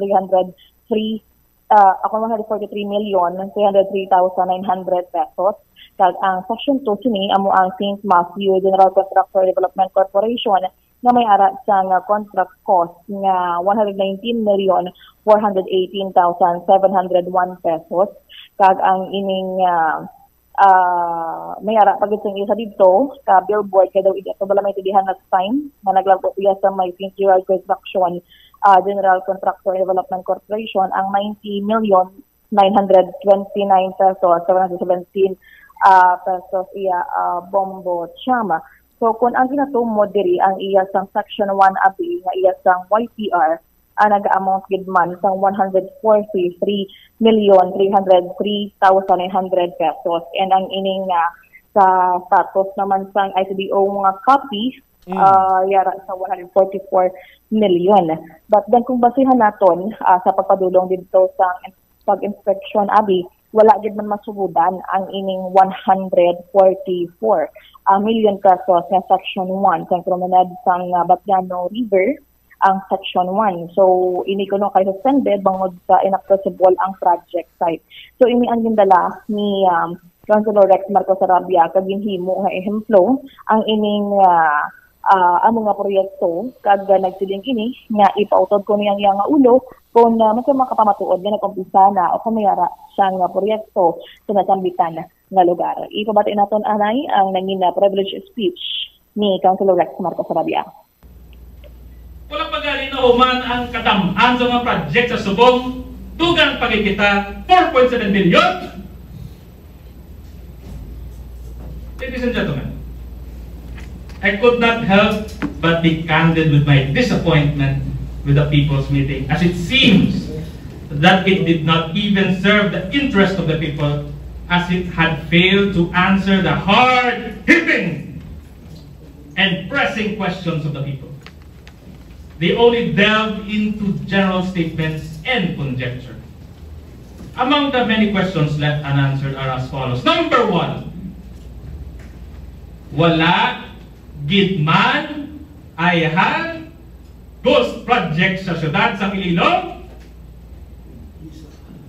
Take for example, the Batiano River project. Is there anyone in this room who could confidently claim that there was work being done or structures completed along the area? Amin sabat kamo maron. Kay kung may aragid man ipautod ko ulo, bangod may punto gid man ang mga alegasyon nga ghost project inna. Anong sabat ng DPWH? Ano ila reaksyon? Ginbutangan lang nila sang billboards tapos magic. Hindi na siya puno ghost project kay may billboard. Mga kauturan, bakong tanay na, may billboard lang, ginbutang tapos hindi na siya dahil ghost project. Ako mga kauturan, hindi ko yan magbaton sa ina na sabat, kay mina ko ina na sabat. As per procurement procedures under existing laws and common contractual provisions, when a project is bidded out and awarded, 15% of the entire contract price is released. That represents the mobilization fund. Nabatian ang nangin kabahin sa privilege speech ni Councilor Rex Marcos Sarabia Bombacham. So ini ang kaangot sa iyaman nga resolusyon ngagin pasar sa bunga aga ang magpanawagan sa ICI. All right, hard hitting Bao Corte. Sige. So ay nahamot lang ko. Bumbuhan na, no? I take it seriously ang privilege speech ni Councilor Rex Sarabia. Kiti amo niyang nakita mo. Ginarespetar na naton. Pero sige, ang resolusyon niya amo ni panawagan nga iimbestigaran ang flood control project sa ICI. Okay, sige. Continue. So, sa kaangot sa ining paghatag ng privilege speech, though almost half hour ang privilege speech ni Councilor Rex Marcos Sarabia sa buong aga sa regular session. And madamo man sa mga nag-interpolate ng mga konsihal, nag-una na diri si Councilor Nene de la Liana nga nagsiling man diri nga pangamuyuan na lang ang mga kalagman sang mga nagpropose sang project nga nakonsidera ko ng ghost project, and the seconded or iban man diri nagsuporta si Councilor Doron and si Councilor Zalivar, but also nag-interpolate diri sang idea man si Councilor Shin Marie Mabilo nga to be fair ang City Council nga para hatagan kag hindi mahambalan nga no color ang no political color ang City Council, so mas makapamaayo kung not only ang funded and proposed by the Lone District Representative but also ang tanan nga proyekto flood control Bombacham, so dala na diri ang locally and nationally funded flood control project ang pag-imbestigahan sa ICI. So nangyun nasabat man diri ni Councilor Rex Marcos Sarabia kay may ara man sang mga iban pagidiri nga gindugang man, but then ari-ari man niya ang ining nangin gin-insert ni Councilor Shin Maria Bilog sa iyang resolusyon, and sa buong proseso man ang pag fully nga pag hamtang sa ining ginabutang man ni Councilor Shin Marie Mabilog. And also sa after sang regular session naman tinguan na natin nga mapamangkot and interview si Councilor Rex Marcos Sarabia regarding with ining resolution, and ano ba lang iya diri nga nangin basihan man or why is it nga kinahanglan gid sang ICI, since we have the 3 UP experts naman sa ining flood susceptible areas o kung mga flood prone areas abi kag ibang pangadugang man na investigasyon sang Quad Committee hearing nga patigayon in aid of legislation sang Iloilo City Council. Ipabati naton ang ngin pahayagman ni Councilor Rex Marcos Sarabia. Well, na-disappointed ako abi kay may mga pronouncements halin sa Senate, Blue Ribbon nga nakauntat na sila sang ilang investigation sa flood. Doon nag-untat na sila may mga pronouncements sa Blue Ribbon. So, sa subong wala man kita update kung ano ang mga progress sang ICI. So as a taxpayer man kag konsehal, concern kita kayo kay perti katunog ang mga sentimento sa mga pumuluyo about sa mga allegation sang ghost project kag pag-mishandle sang funds sa mga flood control projects diri sa syudad. Luyag naton nga bring to attention sa ICI ang ining issue agod mahatagan nila chimpo ka ma-investigate ang ini na mga issue kay para ma-ensure man naton na may hostisya diri sa syudad sang Iloilo. So clear, Councilor, nga not only funded by Yalong District, locally and nationally funded project yun ang investigahan? Yes, na-interpellate man ni Councilor Mabilog. She clarified na wala kita dapat may may gina-target na specific na office, no? Dapat fair lang siya, kag patas lang ang treatment sa ininang resolution, which I clarified. Siling ko, wala man na distinguish kung nationally funded or locally funded. Tanan na mga proyekto ang madala sa investigation. Ang term ko gani hublasanay kita di sa syudad, no. Latawon ta kon sino ang may sala, whether national or local, tanan na dala na sa ato na investigation. Pero sir nga sa title naton, flood control naka ang scope nakabutang sa title sabi ng resolution. Well, amo na ang primary jurisdiction sang ICI. Kung basahon yung Executive Order 94/2025, that's the primary jurisdiction of the ICI. Secondary na lang ang other infrastructure. Now, sa subong nga tinion, skandalos kayo biyang flood control project, kag do nalimta na naton do kung ano-ano na mga issues ang gina-take up sang publiko. We have to realign naton sa main gid na issue, which is ang ang flood control. May napatay na ganit sa flood control, maliban sina hundreds of millions of pesos, if not billions, 1.75 billion gani from 2020, correct me if I'm wrong, 2023 to 2025 kung hindi ko magsala, no? I mean, side issues na lang ng iban. Ang main issue diri ang flood control, kasi not only in terms sa allegedly kawat na kwarta, but also in terms of the cost of property damage sa mga Ilonggo, ang investment naton na ang safety sang ato na syudad, kag syempre ang mga kabuhi sang ato na mga Ilonggo. That is the real pressing problem, kag very concerned gid ako sa inaction, it seems, sang national government. Well, there is no stopping the ICI from conducting the investigation, as mentioned gina sa privilege speech ko.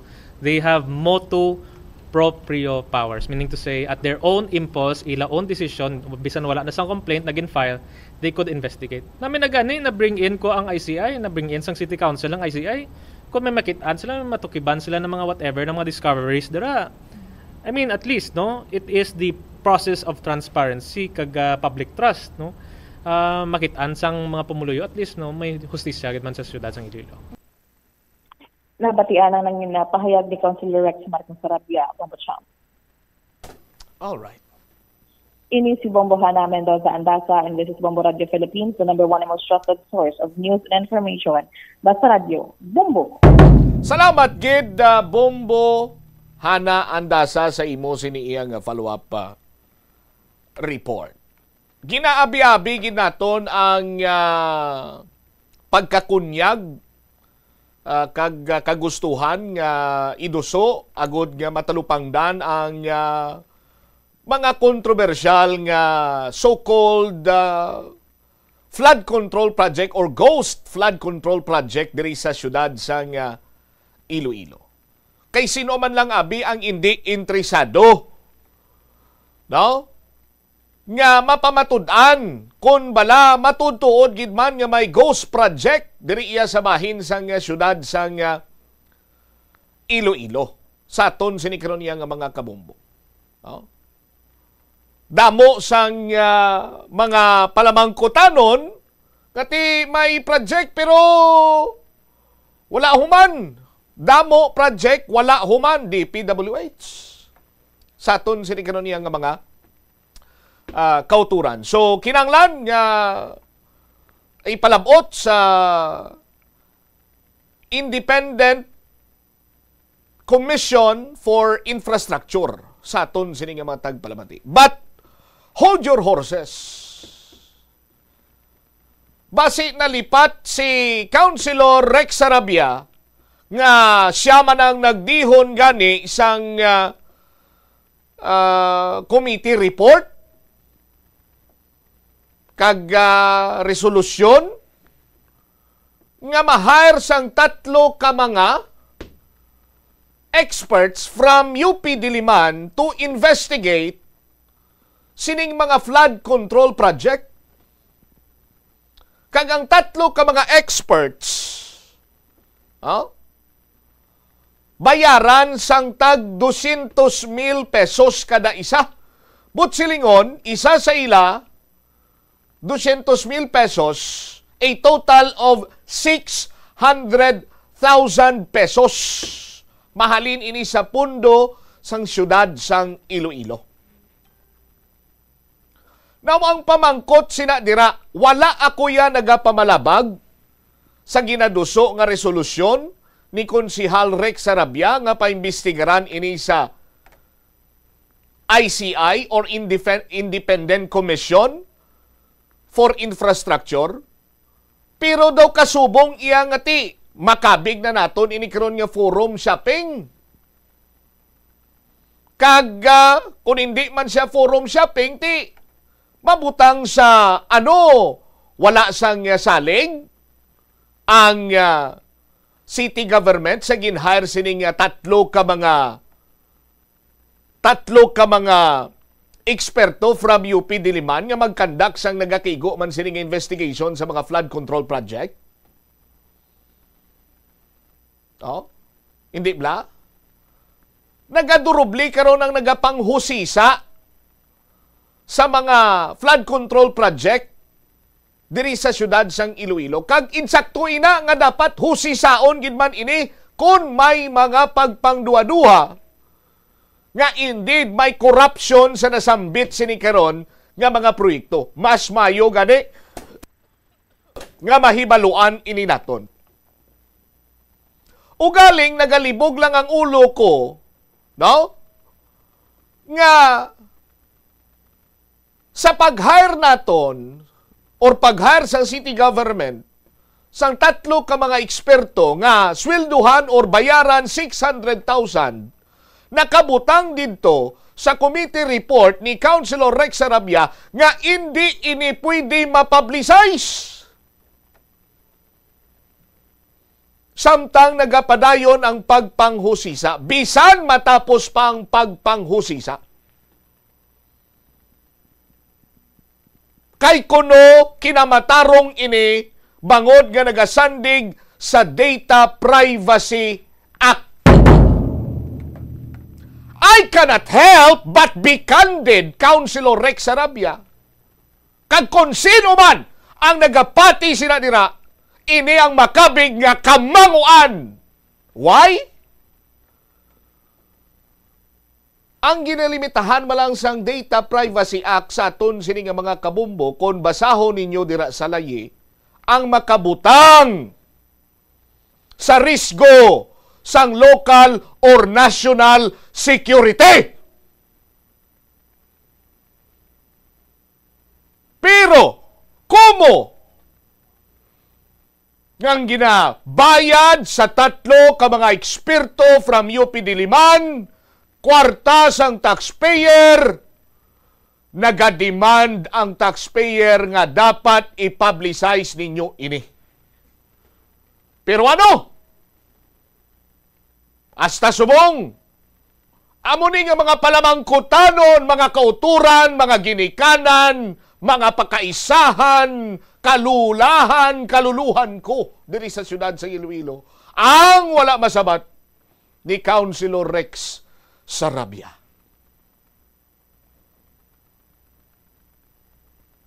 Dugang pa ngang pagpatigayon sang zoning suning basta taksanay. Nalipat ako sa term. Nalipat ako sa term, do kasubong man, nga nalipat si Councilor Rex Sarabia, nga manghusay sang bukya, samtang ka-deliver sa privilege speech.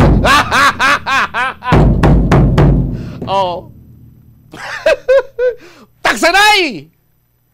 Hindi pwede makapangtakos, no? Or magsoning ang mga eksperto kay itugyan ina, no?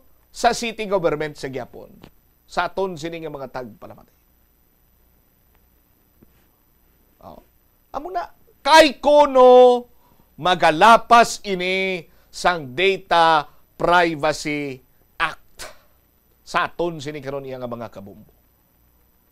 Councilor Rex Sarabia, sir, you should have known better because you are a lawyer.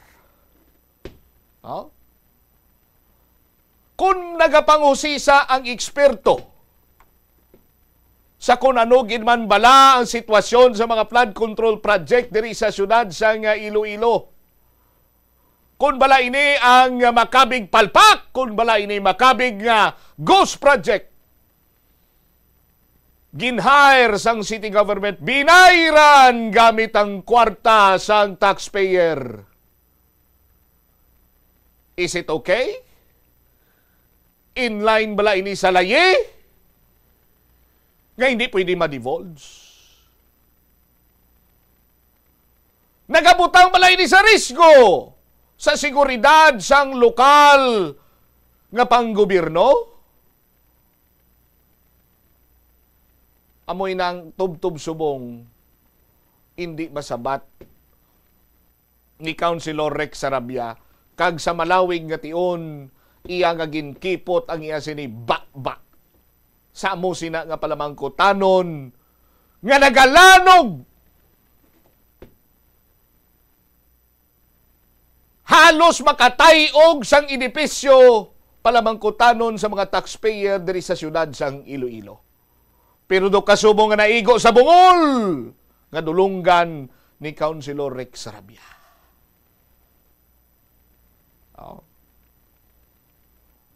Ti saton sini nga mga kabumbo, may mga punto pagid si Councilor Rex Sarabia nga kun sa din.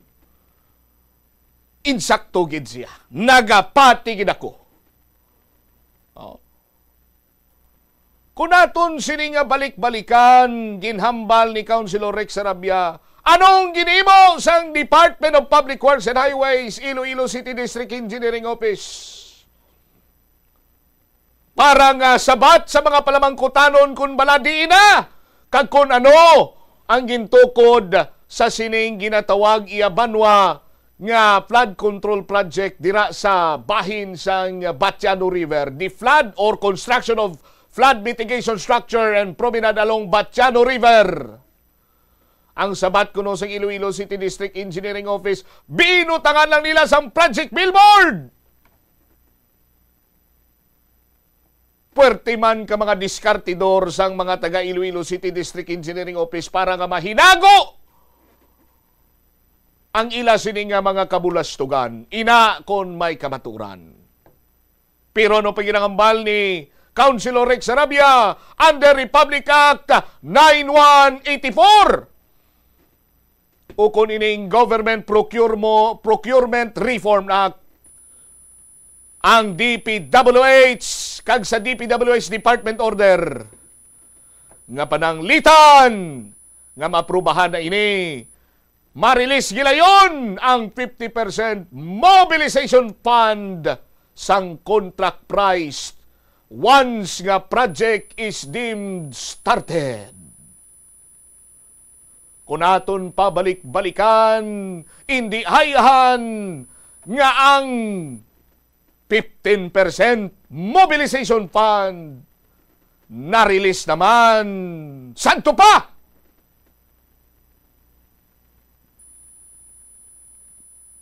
%15 sang 798,000 masobra sa katilingban waiting shed. 15% sa 4.1 million nga atop sa overpass. Ina kon sandiganta ang pahayag sang lagting abogado nga konsihal sang syudad sang Iloilo.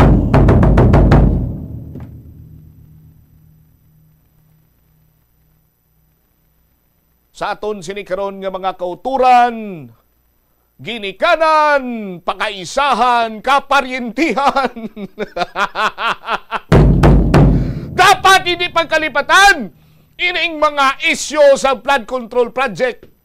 Ang iban side issues lamang ina.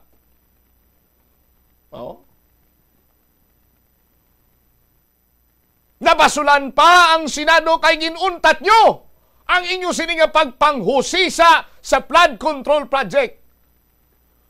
Mga buisit ng mga senador. Mga wala pulos ka, mga salaguron. Ang pamangkot, may quadcom man ang city government. Ano naguntat man ka mo, sir? Oh.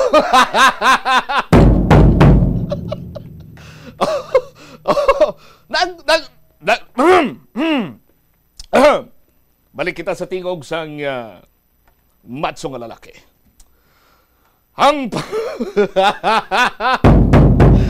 pamangkot, naguntat man bala kamo sa pagpanghusisa, kay nagtukod man bala kamo sang quad committee dira sa konsiho. Ano na ang update sini? Di na kamo kutob sa inyo sini nga pag-imbestigar. Kung gulpihada lamang, ngay di ang naguntat. Kagway naman kamo sang plano nga padayunon ini. Ini bala may kamaturan nga ang inyong sini nga katuyuan. Hindi kay investigation in aid of legislation, kundi investigation in aid of humiliation. Ayon sa mga nakalap na ebidensya ng ating mga kasama sa Suko. Werte, so Maria kang gusip, no? Sa aton sini nga mga kulturan, may NBI, may mga independent institution or companies or kung ano man dira nagahusisa karon sa mga flood control project. Kag katulad ni Councilor Rex Arabia, ako bilang isa ka taxpayer, gusto ko man mahibaluan kung bala ano na ang plastada sini sa aton sini mga kabumbo. Kay una best kinaan, no? Isa sa mga palamangkutanon kasubong sa mga pagpanghusisa kag pag-scrutinize naton bala project billboard. Dapat may specific ina nga mga ginatawag sini iyang lugar. No, kita nyo may mga pagpanghusisa nga may mga ginalantaw sila gani sa aton sini nga mga kabumbo. May mga coordinates sila nga ginabasihan. No? Pero kalabanan sa mga questionable nga mga proyekto karon, no, sang Iloilo City District Engineering Office, tama ka generic sang ila siniya nga mga project title. So that is why nga kalabanan sa mga nagapangusisa sini just like ang National Bureau of Investigation, sa aton sini nga mga kabumbo galibog ang ulo. Kay nga man, no? Butangan ka lang sinadra nila iya sang Iloilo City Flood Control Mitigation Project, Iloilo City. Mga kasubong sinabla. Later on, na tumod na dire sa aton sini nga mga kabumbo, kag it's up to them sa pag-qualify sang nasambitan sini karon nga mga balasihan kung bala matumod or makabig nga ghost project, palpak, delayed, or may mga other factor pa iya nga dapat ikonsiderar kasubong abi sang mga informal settler sa aton sini nga mga kabumbo, rason nga hindi makapatigayon sa pag-construct or makapadayon or makasugod man lang ang implementing agency sa aton sini nga mga kabumbo. May mga ginpang terminate na gani. Bangod, may mga ginpang terminate na kang kontrata, bangod nga hindi na sila makapadayon, bangod sang ginatawag sini iyang mga informal settlers sa aton sini nga mga kabumbo. Nagabalik kita sa gyapon sa puno. Nagabalik kita gyapon sa punto nga dapat ang tagsa ka proyekto mayara sang nagakaigo nga coordination with the local government unit. And the city government, no, nagapanindugan iya nga wala sang may nagakaigo nga koordinasyon sa ila ang Iloilo City District Engineering Office. Pero sa people's meeting, may statement nga ginpagwa si Engineeroy Pakanan nga nagahambal nga ti kung nag-claim kuno iyang city government nga why sa may nagakaigo sini iyang coordination sa mga proyekto sang ICDO, sila niya ti may mga dokumento kami nga ginauyatan nga makapamatuod nga mayara sang proper communication and coordination sa ila kag sa mga kabarangayan. Kung sila ya nagapahayag nga why sang proper coordination, sinya ti pakita man sila sang ila sini nga dokumento. But at the end of the day, sa aton sini nga mga kauturan, sino ang naga-sufrer, sino ang nagakahalitan? Mga pumuluyo, mga taxpayer. Amo na iya ang labing apektado. Ikaw, ako, sa tagsa iya ka munog ang ulan, apektado kita tanan sang pagbaha-baha kag pagdanaw-danaw. Mas lala na iya ang mga kauturan naton, no? Katulad abi sa iban sini nga mga distrito nga sadto anay why dada na nagabaha or nagadanaw or bisa nagadanaw man hasta lang ya sa buko-buko, hasta lang sa pusog-pusugan. But now, tagahawak na, tagadughan na. That is why nga ti, kung ano ang pagkalangkag, kung ano ang kainiton sang balatyagon ni Councilor Rex Sarabia, nga dapat maimbestigaran ini isang Independent Commission for Infrastructure, nagaupod ako dira sa imo, Councilor Rex. Kag eksakto man ang tubong kag ang suwestyon ni Councilor Sin Marie Mabilog.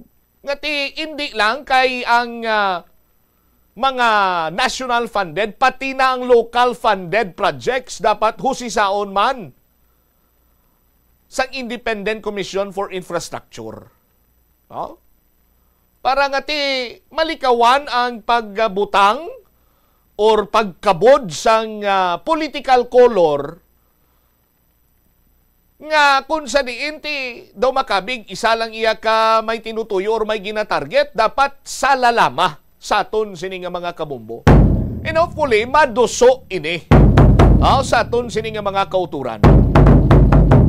38 minutos sa nakaligad sa takna sini nga launa. Pagbalik nato na banwa dugang ang mga balita kaga impormasyon.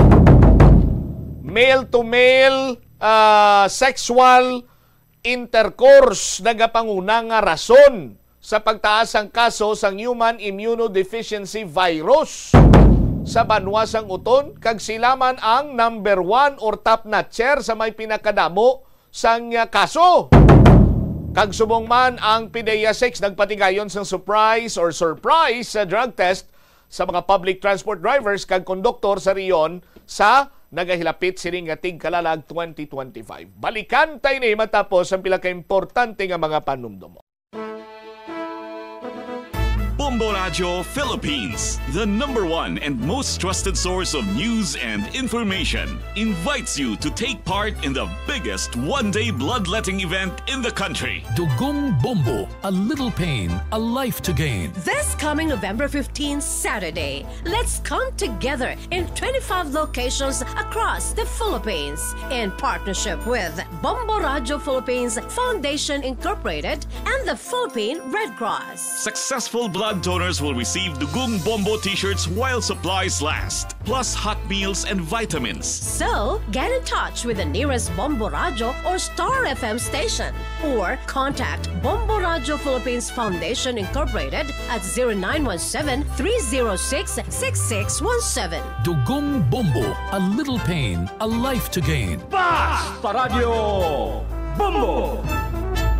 Para sa cash donations, maaari niyong i-deposit sa Bombo Radio Philippines Foundation Incorporated. Queen Bank Peso Account 008-020-02561 or BDO Unibank Peso Account 004-168-002-903 or Dollar Account 104-160-084-160.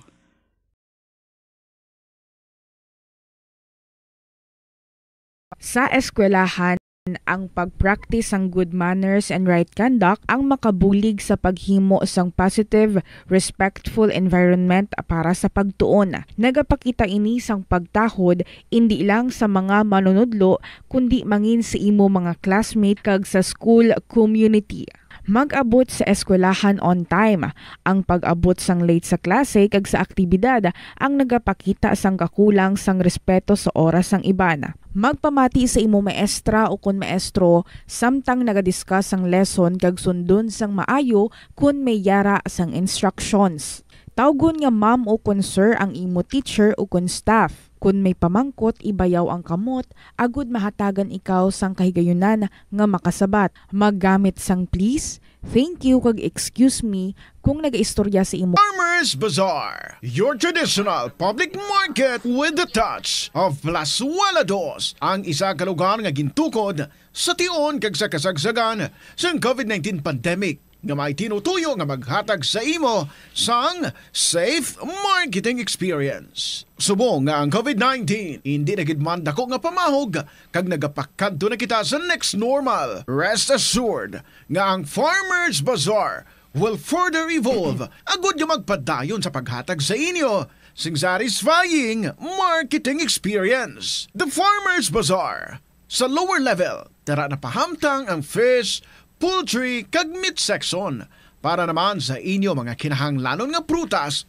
utang kag iban pa, magbisita sa upper level pinaagi sa paggamit sa hagdanan o kon sa pagkadto direkta sa parking lot. The Farmers Bazaar, your traditional public market with the touch of Plazuela Dos. Kapit, totoo po bang matagal mamatay ang masamang damo? Totoo yan. Basa, may masasamang damong perwisyo sa palayan. Huh? May solusyon po ba dyan? Meron. Nasusulat yan dito sa bote ng Tornado. Sa Tornado Herbicide, ang patubong damo may 1 hanggang 2 dahon, walang ligtas. Patay lahat ng telebisyon, gabi-gabihan at gumi. Tornado? Tornado Herbicide, malupit sa masamang damo. Plazuela de Iloilo Billboard of Activities for October 26 to November 1, 2025. Sa November 2, Domingo, ginaagdang tanan nga maging kabahin sang Eucharistic celebration nga pagkahiwaton sa El Puente or the Bridge sa among adlaw alas 11 sang aga.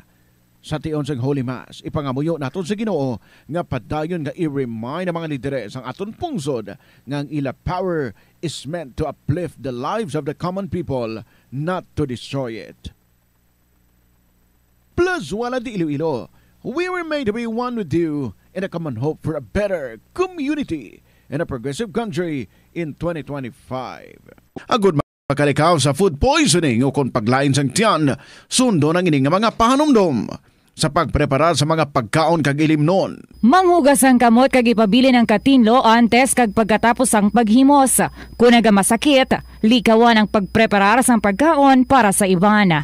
Siguraduhon nga naluto sang husto ang pagkaon. Kung mahimo, kauno ng pagkaon samtang mainit pa. Siguraduhon ang katinlo sang pagkaon agod ang selebrasyon mangin mas malipayon. Mas nanamian bala ikaw magtuon sa balay ipaanggid sa eskwelahan nga madamo ang tawo? Isa ka panugyan para epektibo ang pagtuon sa balay, amo ang pagpangita sa designated area agud nga matiniran kung ikaw nagasulat, nagabasa o kung nag-review.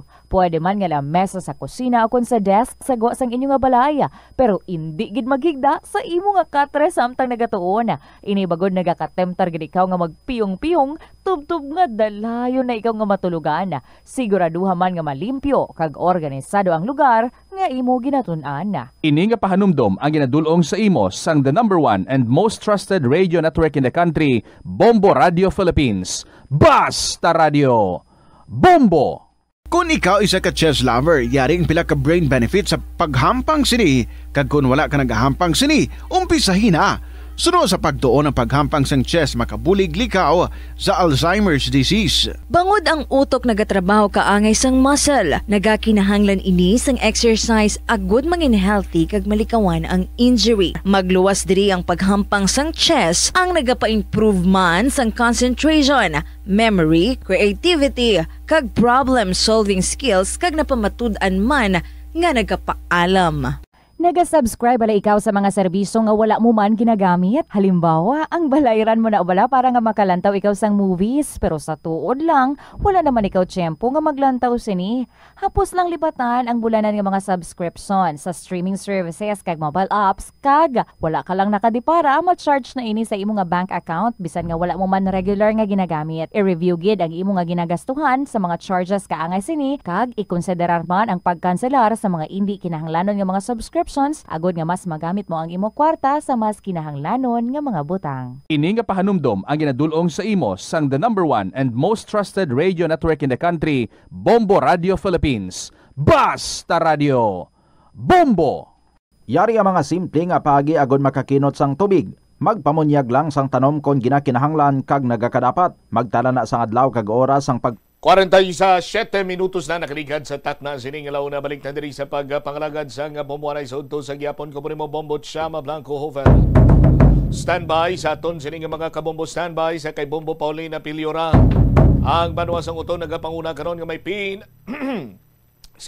may pinakadamo nga kaso sang HIV/AIDS. Ang nagapanguna nga rason, male-to-male sexual intercourse. Bombo Pauline sa report, please go ahead. Una ang banwasang uton sa may pinakadamo nga kaso sa human immunodeficiency virus o HIV sa probinsya sa Iloilo base diri sa datos sa Iloilo Provincial Health Office o IPHO Bombo Chama. Sa interview diri sa Bombo Radio kay Dr. Wendell Marcelo, ang Provincial Health Officer 1 sa IPHO nagka-record diri ang opisina sa 2,273 ka kaso humalin sa tuig 2005 to 2025 kag sa siniman nga tuig mabatsa may ara sa 210 sini kag may ara mo no or nagalidere as we've mentioned kanina ang banwa man sang uton kag ginasundan ini sa banwa sang Pavilla, Putotan, Haniway, Santa Barbara, Barotac, Nuevo, Dumangas, Cabatuan, Lambunaw, Kagamiag-aw, Bambutsangin, pahayag diri ni Dr. Wendell nga manubo pa sa target na diagnostic coverage sa probinsya bagod ara lang ini sa 41% ang kaso malayo no sa 95% diri man nga target and ang treatment coverage subong ara naman niya sa 80% samtang ang viral suppression rate is ara sa 67%. Apahayag diri ni Orgidugang Padari sa natungdan na kinahanglan pasanyugon ang HIV testing agod nga ma-detect sa mas temprano kag malikawan ang paglakta ni Bombo Cham. Nagapanguna ang mode of transmission o kuning paglaton sa HIV amo ang sexual contact sa tunga sang mga lalaki kon male to male sex kag ang ginapagaduwa diri nga mode of transmission amo ang lalaki nga nagapakighilawas diri sa mga lalaki kag babayi kag ginasundan ini sang male to female sex Bombo Cham samtang may gamay nga porsyento sa mother to child transmission. Bombo Cham gin paatad diri sang IPHO nga libre kag confidential ang HIV testing sa mga primary care clinic sa probinsya. Kag ining available sa bahin man sa Banwa ng Kalinog, Concepcion, Haniway kag pagubuksan man diri ang isa pa ka Lilac Clinic sa bahin man sang Leon. Samtang may ara sang 5 pagigka treatment hubs sa mga district hospitals sa Jesus M. Colmenares District Hospital, sa Just Clinic sa Balasan, Iwag Clinic sa Iloilo Provincial Hospital, Shine Clinic sa Aliosan District Hospital, iHeart Clinic sa Ramon Tabiana District Hospital sa Cabatuan, kag ang Rice Clinic sa Representative Pedro Trono District Hospital sa bahin naman sa Banwasan. Gimbalging panumdum diri ni Dr. Wendell ang publiko nga magpa-test agud nga makilala kag mahibaluan diri ang HIV status kag magamit gid sa protection kung mag-engage man diri sa sexual activity kag di kung kabalo kaya sa imo nga status mabalaan mo kag maprotektahan mo ang imo nga kaugalingon at the same time ang imo abi nga partner diri Bombo Cham. Ang HIV sunod diri sa IPHO matreat pero hindi siya nga masiling at curable gid ni siya pero pinaagi sa antiretroviral therapy o kon ART ang mga tawo nga may HIV mahimo makabuhi sang normal nga makabuhi kung malikawan diri ang paglapta sang virus o kon undetectable ang ila man diri nga viral load Bombocham. Kadamaan subong nga kaso is ang age group is ara sa 25 to 34 years old Bombocham. Ipabatibla naton ang ato ng interview kay Dr. Wendell Marcelo sa Iloilo Provincial Health Office. From January to June 2025, sa whole province of Iloilo, naka-record kita sang 210 HIV cases. Kung aton tanaw ng cumulative from 2005 to 2025, sa whole province may ara na kita 2,273. So, ang mga top municipalities naton, ang Uton, Pavia, Cototan, Haniway, Santa Barbara, Barotac Nuevo, Dumangas, Cabatuan, Lambunaw, Umiagao, ang mga top 10.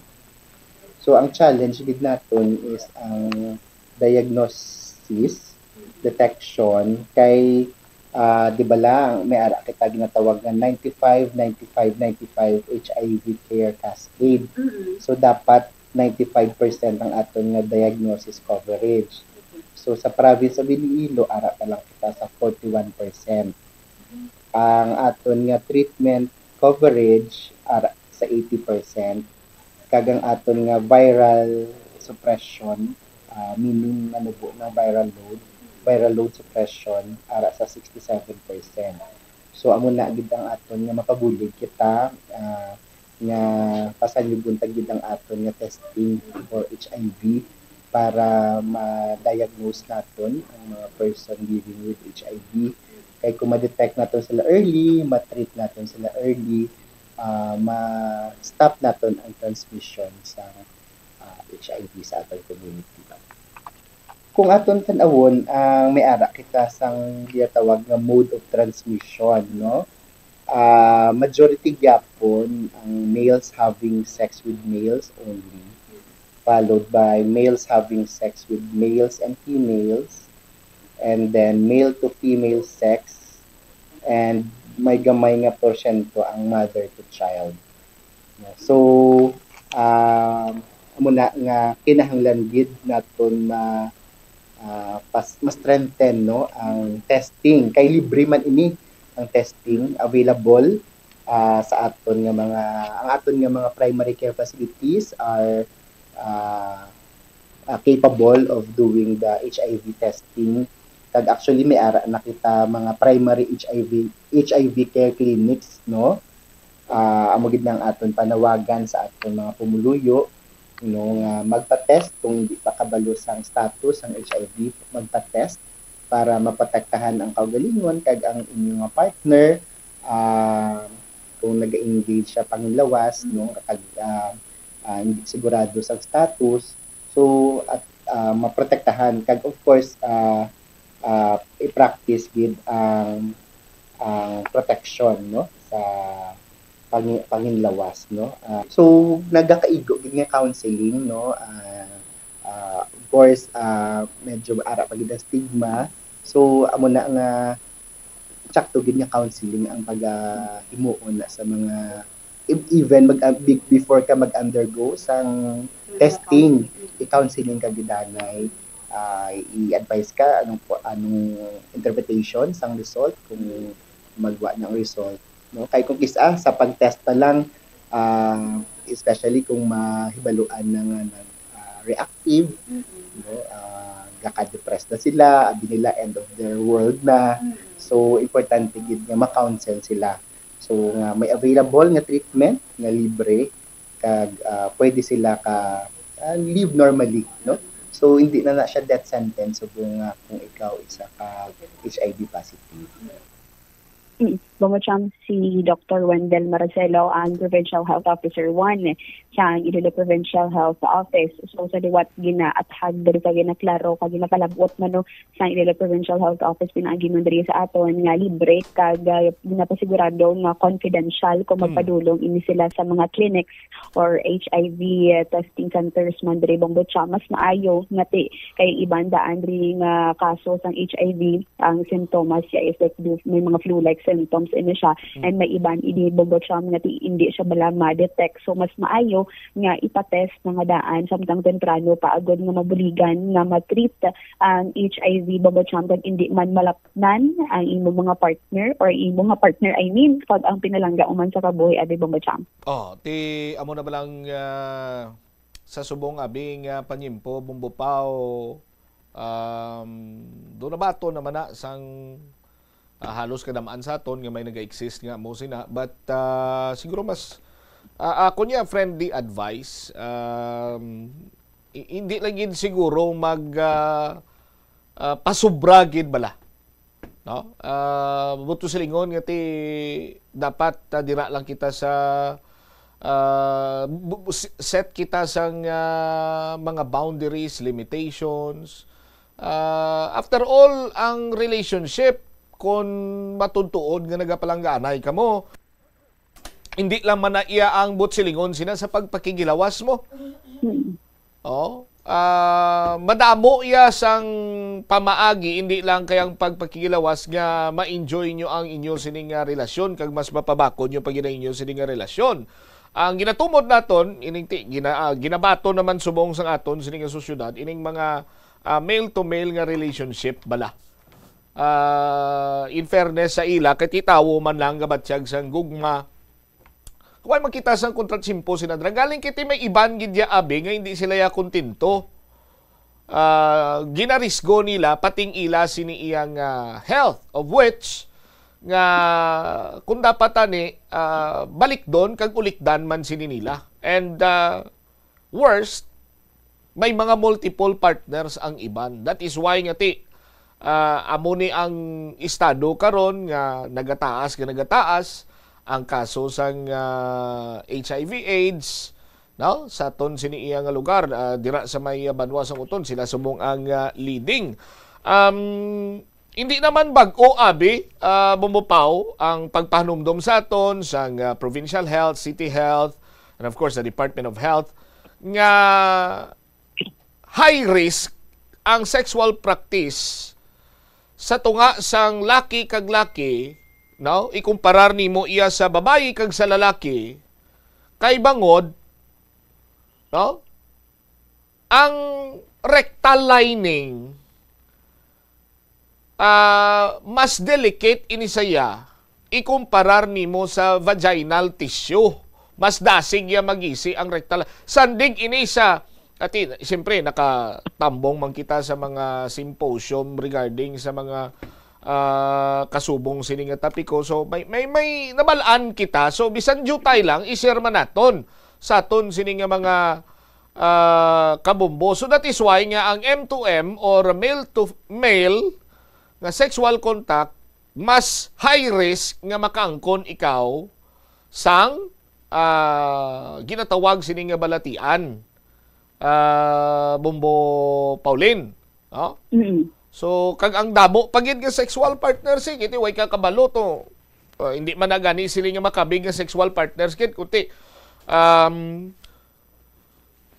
tawag sini gani multiple nang imo sining may sexual intercourse ikaw abi nga ginano dira na nahimo o tiway kakabalo sang iban to gali multiple pagintong ila sining ako sa din sexually active man sila so dira ang risgo, no? That is why nga ti ang DOH mambal sila nga always sa practice safe sex but mas maayo gid isuma total ta mangin kontinto.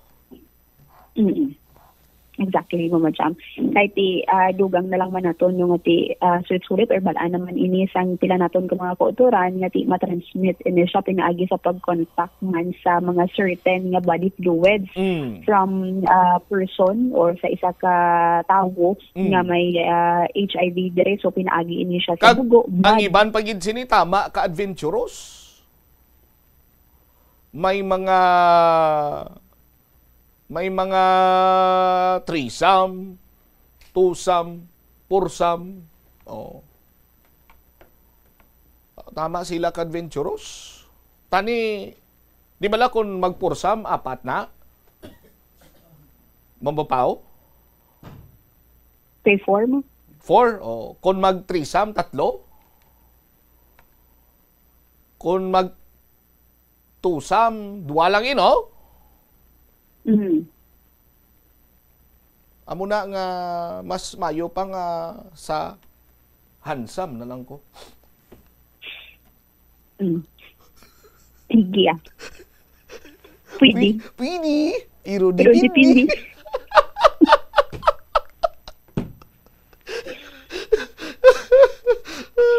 Sige, Han. Ahan. Sige, Pao. Ini si Bombo Pauline Dimitilio Peliora, and this is Bombo Radio Philippines, the number 1 and the most trusted source of news and information. Basta Radio. Bumbo. Salamat kina Bombo Pauline Peliora. No? Kung ang diskusyon na namin namon ni Pao, ang diskusyon na namon kagina sa meeting, ang basta ko hindi yung mag-report si mo, sir. Amo lang to ang other side or other version sa aton sini nga mga kamo. Pero seriously speaking, dapat mangin kontento no? Sa aton sini nga mga kamo, total nabaton naman kamo, hindi lang mag-abusar. Ang akon gani nga kilala yati amalas niya ay ga-enjoy kami iya bombotsam sa ako nga partners. Lingko ti mayo is, lingko ti anong mga pamaagi nyo siya di nagaano kami role play. Lingko baw do exciting na house. Lingko ano nga mga role play mo? Ano mga role play inyo nga ginahimo para nga ma-enjoy nyo ang each other's company. Hambal niya sa akon, siling niya, kabalo ka bumbot siya, may mga, ako, doon na namian ako na sa mga medieval nga mga senaryo. Siling ko medieval senaryo. Siyang mga na bala, mga knight na bala, kag mga siling ko ti anong ara, dira, siya ti amo na ispadahay. Hindi gani nga pwede man nga kuno abi ginalagas siya ko tapos ginasunlog ko siya. Bangkawa ako. Tapos ni kun bangkawon niya ko kag malikaw-likaw man ako tapos mawala siya, oy siya kaigo.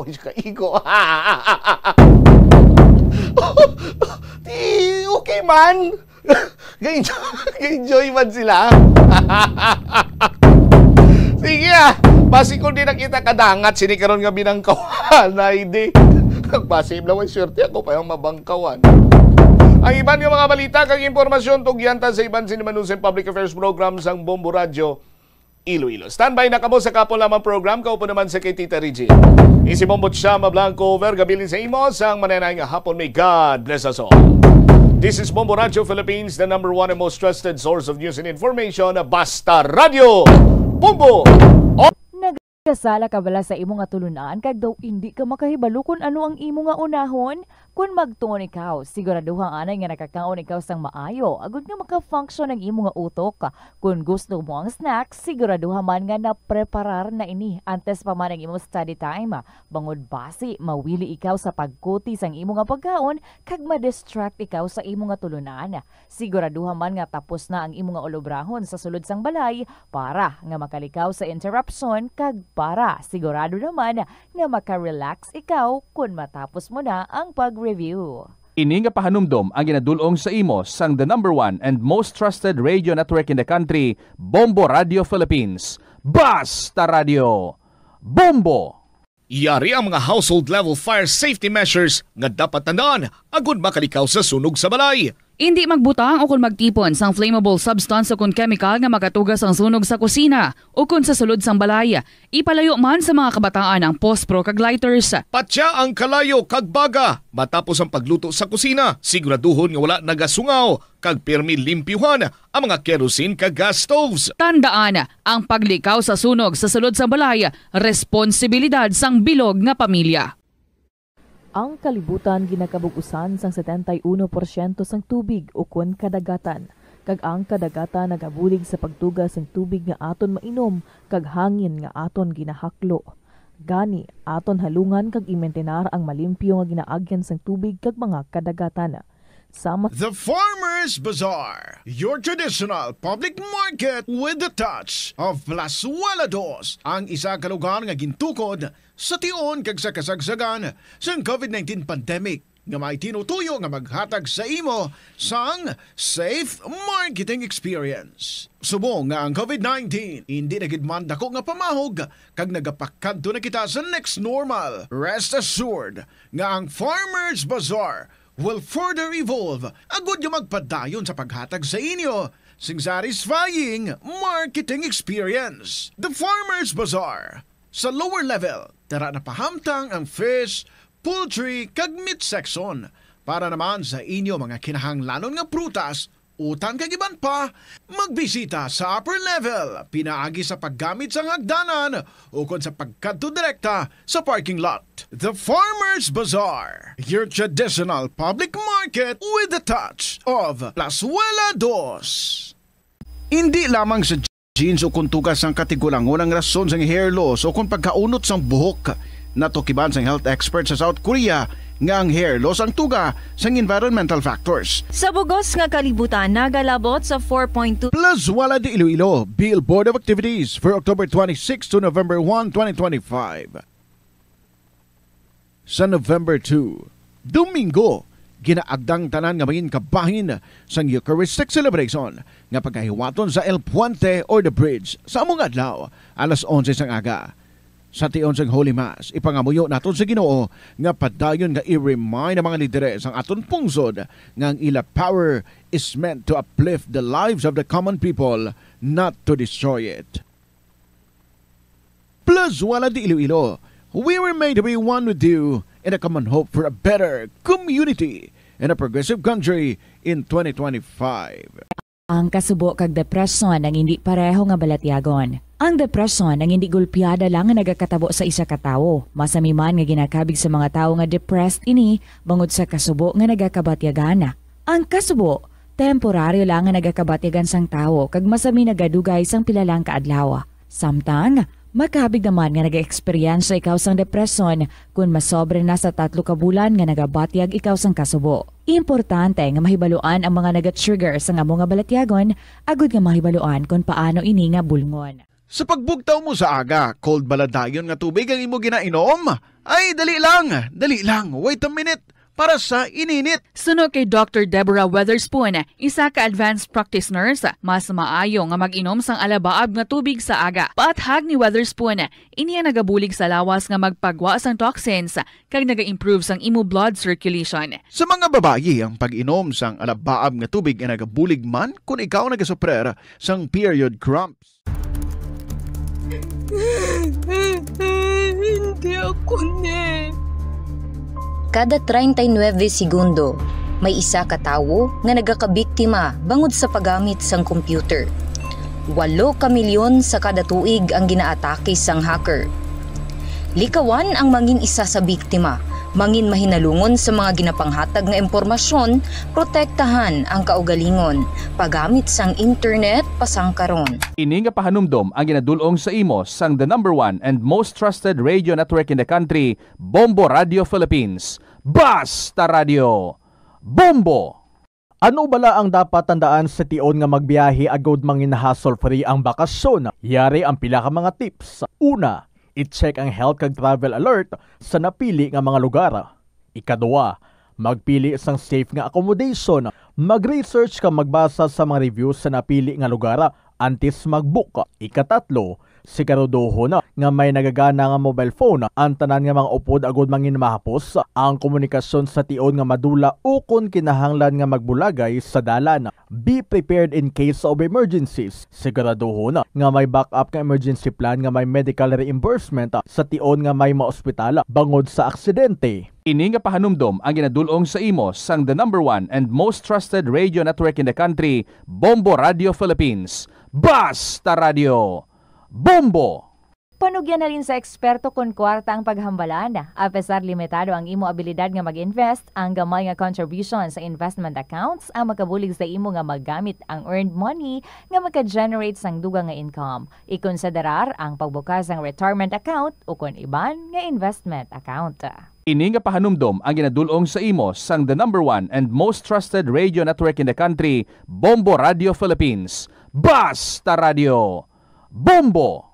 Yari ang mga simpleng nga paagi agod makakinot sang tubig. Tinguba ang mga lalabahan kag tinguba man ang pagpanglaba. Ang pagpanglaba sang isa ka bes sa isa ka semana ang nagakinot sang naglabot sa 50 litro sang tubig. Kung nagagamit sang washing machine, iset ini sa mas manubo nga wash cycle. Makakinot ka na sa tubig, makakinot ka pa sa enerhiya. Nga ginadubilian ang iligal nga droga. Makamamatay. Ang nagagamit sang shabu posible mapatay tungod sa cardiac arrest o kung hindi gani tungod sa drug overdose. Makaguba sang lawas. Makadulot ini sang pagkaguba sang kidney o kung pag-angkon sang hepatitis. Posible man nga malatnan sang acquired immune deficiency syndrome o kung AIDS. Maglikaw sa iligal nga droga para sa matawhay kag malinong nga komunidad kag pamilya. Yari ang mga simple nga paagi agod makakinot sang tubig. Kaayuha ang mga taga sa tubo o kon hose. Hindi tanan nga taga sa mahapos kagilayon nga makita tungod ang mga tubo o kon hose ang nakalubong sa duta o kon semento nga bahin sang balay. Kung magsigi ang mga tagas nga ini, mahimo nga magalabot sa 10,000 ka litro sang tubig ang mausik sa isa ka tuig. Maggamit sang leak detection tool o kon magkonsulta sa mga eksperto kung may pagpangduwa-duwa nga may tagas sa mga tubo sang tubig agod ini gilayon nga makaayo. Wala sang adlaw nga ginapili ang mga aksidente. Gani ari ang mga tips nga dapat tandaan sa tion nga nagamaneho. Una, regular nga i-check ang kondisyon sang salakyan, lakip diri ang tire pressure, bastante nga oil kag brake fluid, kag ang side mirror ang dapat nga yara sa insakto nga anggulo. Siguraduhon nga hugot pa ang mga... Ito ang Bombo Radio Philippines. Fully digitalized. Numero 1 sa balita, komentaryo, drama at serbisyo publiko. Bombo Radio Philippines. Bombo Radio Philippines. Unmatched. Number 1 and most trusted source of news and information. Basta Radio Bombo! Mayong hapon sa tanan, oras sa Pilipinas, it is now 2:11. 11 minutes after 2 o'clock, ini si Tita Regine. Welcome sa kahapon lamang program on a beautiful Wednesday, October 29, 2025, sa ating Christmas countdown. Christmas is a time for sharing, giving gifts for everyone. What matters now is this Christmas we share the love.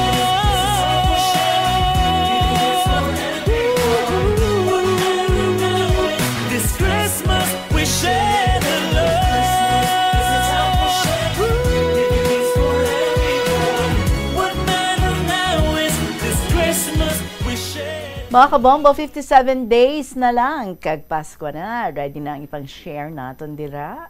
Aside sa aton nga all-out love. Sige, pwede ka pamutos-putos, no? This is Tita Regine, welcoming everyone diri sa kahapon lamang program. Salamat for again being there.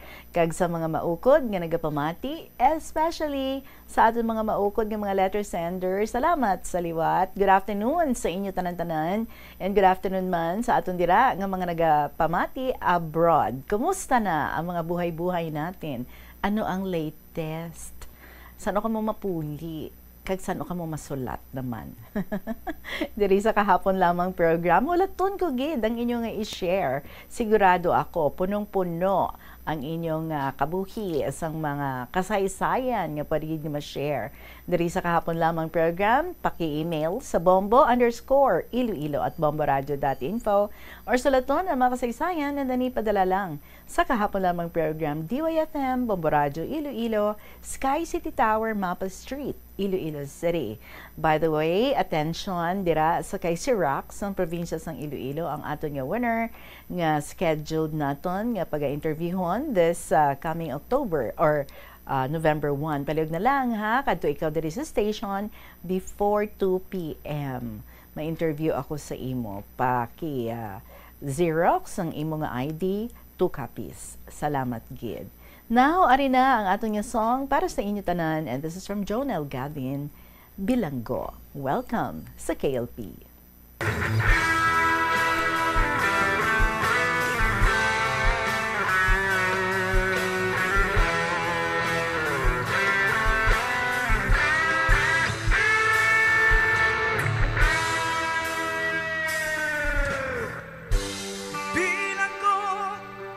Sa dagat na apoy, di makahinga sa init na dumadaloy, ialay mo ang bagong pag-asa. Sa tulad kong nasadalak sa pagkakasala, iahon mo ako sa nagliliyap na apoy, at nang maiwaglit ang bakas ng kahapon, iahon mo ako sa nagliliyap na apoy, na aking matikman ang tamis ng sandali.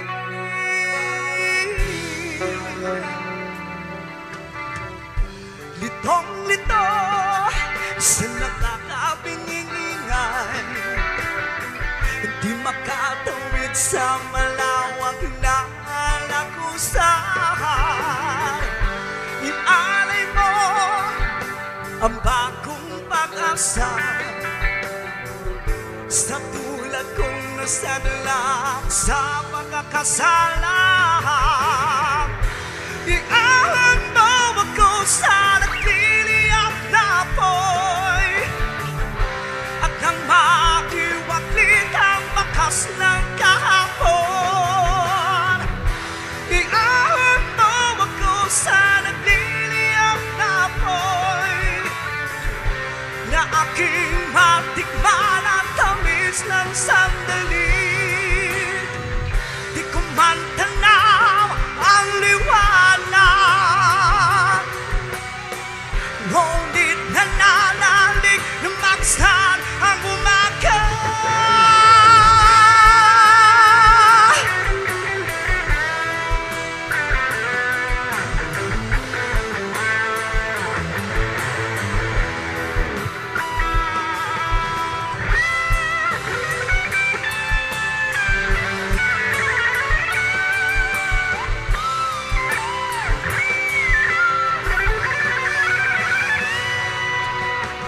Di makahinga, di makatawid, at bilang ko sa dagat na apoy.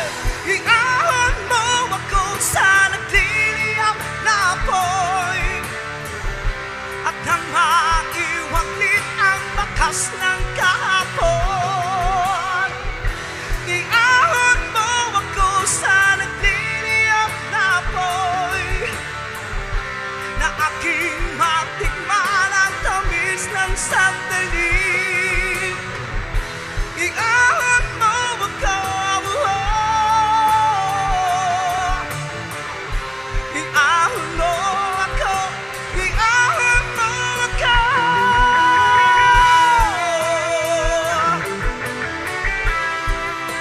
Iahon mo ako, iahon mo ako. Jonel Galvin Bilanggo. Oras naton 18 minutes after 2 o'clock. Ara na kamuda, nagahulat-hulat na sa atong nga pagbasa. Well then, ready naman ako. So here's our first story for this afternoon, and this is from Inbi sa episode Diyan Pa Kamo, Mahal Kong, Tita Regine.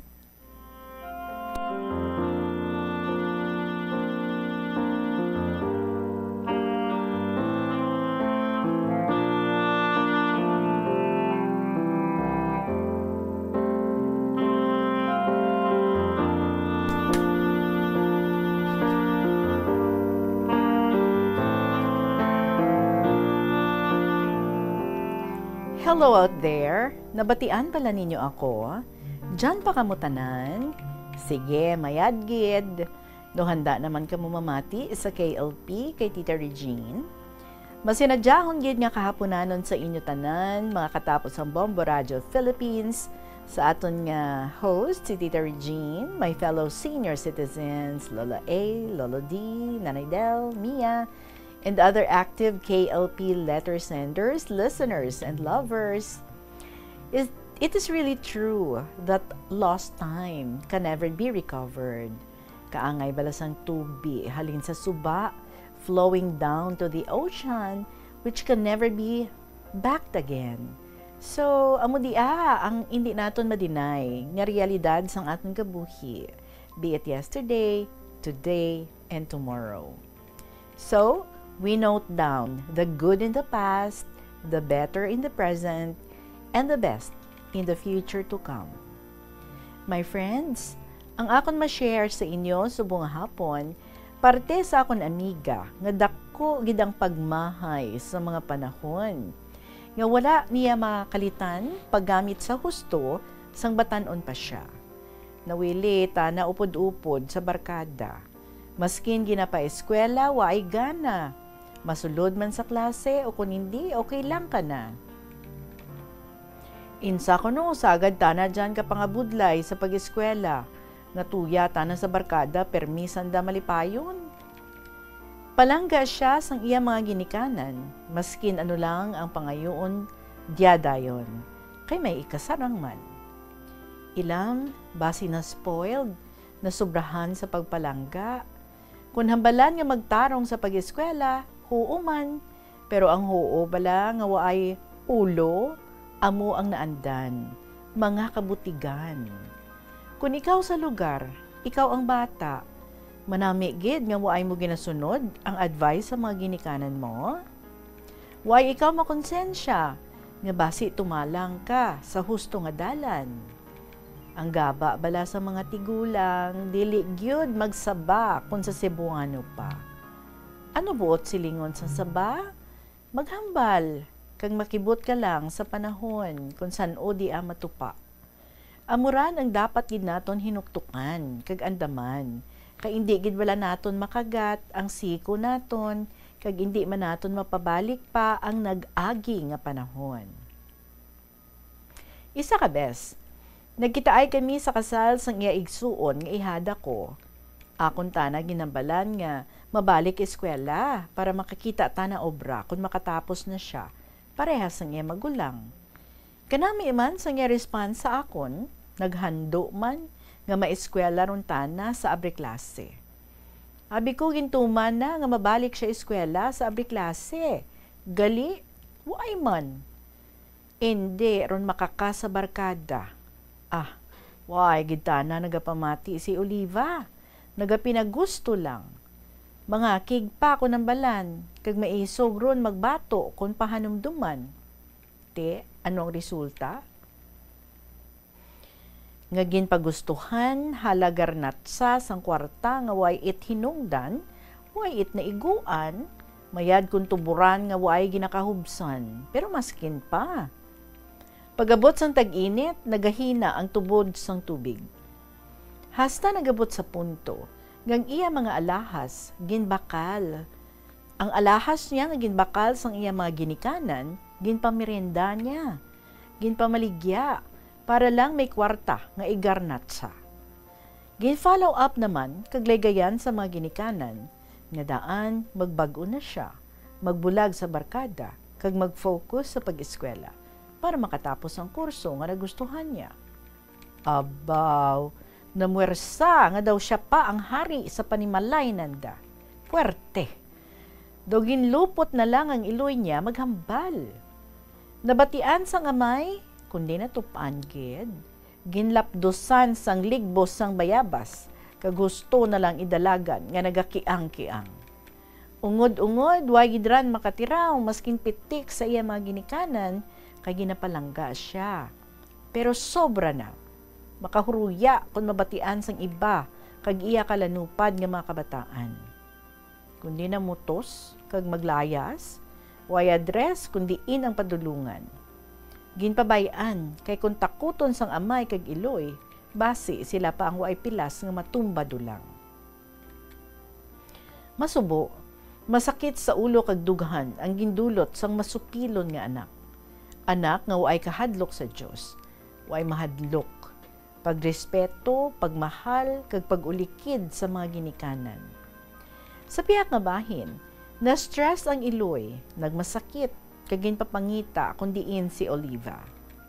May tawo sila ginsuhulan sa pagpangita lang sa iya mga kabarkada, pero way sanda makamaan, kay nagburulagay naman sila. Gintawgan ang ilang mga pamilya sa Manila, Cebu, Negros, Cotabato, pero waay mantuya. After a month, may nakareport nga nakita siya sa park, upod sa lain naman nga barkada. Nagkaon sila sa restaurant kag mag-inom pa sang hard liquor. May nakakita man sa iya sa nightclub nga may gin-table. Nagdugang pagidlala ang balatian sang Iloy. Ginapadoktor man pero nagakalma lang tungod sa konsumisyon. Guasulod ang Iloy sa hospital about 3 months. Kag sang isa ka adlaw sadto. Nga daw ginabubo ang uran kag nagahangin-hangin pa. May ginsulod sa emergency room sa hospital. Isa ka babae nga waay it pangalibutan. Amo man natabuan, nakasulod sa emergency room ang manghod sang Iloy ni Oliva nga nagabantay sa iya. Nakita niyang pasyente nga daw si Oliva o galing maniwang nga daw nagtigulang. Iya dayon ginparapitan kag namangkot kung sino ang ngaran sang pasyente. Paghambal sang doktor nga si Oliva ay abaw, nagtsabaw siya nga waay makapugong sang iya kaugalingon. Nakibot ang pasyente kag nagmurarag ang duha ka mata kag magsiling, "Chay, Oliva, ikaw ja?" ang sabat sang tiya. "Dugay ka na ang ginpapangita pero waay ka ginmakit-i. Ang imo Iloy ari di sa hospital kag critical ang kondisyon. Hapit na 3 ka bulan nga in and out siya sa hospital. Ikaw na ano ka? Kag sino nagdaradi kanimo sa hospital?" Sabat ni Oliva, "Kalit lang ako nga nalipong, kay 3 na kaadlaw nga hindi mayad ang akon pamatsyag, kag nadura ang akon gana sa pagkaon." Tita Regine, insigida, gintawgan sang tiya ang tatay ni Oliva nga magkadto dayon sa emergency room para magkitaay sanda ni Oliva. Pero waay anay gin pa idistorbo si Oliva kay ginaplayan anay sang bulong kay nalipong liwat. Gani naghulat anay ang amay hasta nga naumpawan si Oliva. Nagbalik sila sa kwarto sang Iloy ni Oliva kag mag-istorya sang sekreto nga hindi makabati ang Iloy sini. Ang amay daw buang magpakadto pakari, pag-monitor sang status ni Oliva kag sang iya asawa. Ginabalan sang amay ni Oliva ang doktor nga ayuhon ang pagtambal kay Oliva para makarecover dayon. Amo pa nga nagkilalahay si Lando kag ang amay ni Oliva. Si Lando gali Tita Regine nga nagsapupo kay Oliva. Iya ni upod, nagatrabaho sa club nga naluoy hasta nga na-develop ang iya pagtamod kag paghigugma kay Oliva. Iya ginpauntat si Oliva pagtrabaho sa club kag nagka-live-in sila sa sulod na sa 2 ka bulan. Maayo nga tawo si Lando. Iya gintatap si Oliva sang waay kapin kag kulang. Ginpa-laboratory, ginpamaklan sang tanan nga reseta nga bulong kag pagkaon. Until such time, nga nag-ayo-ayo na si Oliva. After a week, upod sila nagbisita sa kwarto sang Iloy ni Oliva nga nagapakig-away sang ginasuprer nga balatian. But prior to that, ila anay ginlisensya sa doktor kung okay na nga makabisita si Oliva sa iya Iloy. Nagtugot na ang doktor pero ginpatumar anay sang bulong nga hindi niya kaayo idibdib ang sitwasyon sang iya Iloy. Kag sa pihak nga bahin, ang Iloy ginpatumar man sang bulong nga hindi mag-collapse ang heartbeat sini. Do nalabot sang amay ang langit sa kalipay nga magkakitaay na ang Iloy kag anak sa hindi pa urihi ang tanan. Tama man kay emotional ang amay nga siya pa nga lalaki ang una nga nakahibi sa iya asawa kag anak. Ginhakos ni Oliva ang iya Iloy nga nagahibubunot kag magpangayo sang kapatawaran sang iya mga kasalanan nga nabuhat. Kag 3 na sila dayon ang naghinaksanay kag magpinatawaray sang ilang mga kasalanan sa isa't isa. Parents also make mistakes. They're human too. They may say things in anger or fail to understand their children's feelings. Yet, many of their actions, even flaws, come from love and protection. Learning to forgive them doesn't erase the hurt. Rather, it frees your heart of carrying it forever. Igo man nga nagabot ang pari nga nagbadlis sa iloy ni Oliva. Nakatiner pa siya sa 5 kaadlaw kung sa diin na serbisyohan pa ni Oliva kagkaisa magpanaw nga daw nagakatulog lang. Hence, repentance, forgiveness, and reconciliation take place. Yes, repentance comes at last. However, lost time can never be recovered.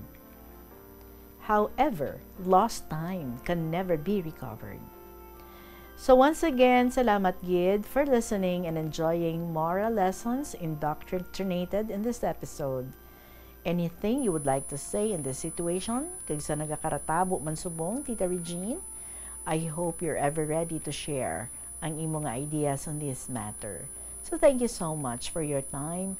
More power sa imong program, and may you and your loved ones be blessed always by our Father Almighty. Sincerely yours, Inbi of Iloilo Province.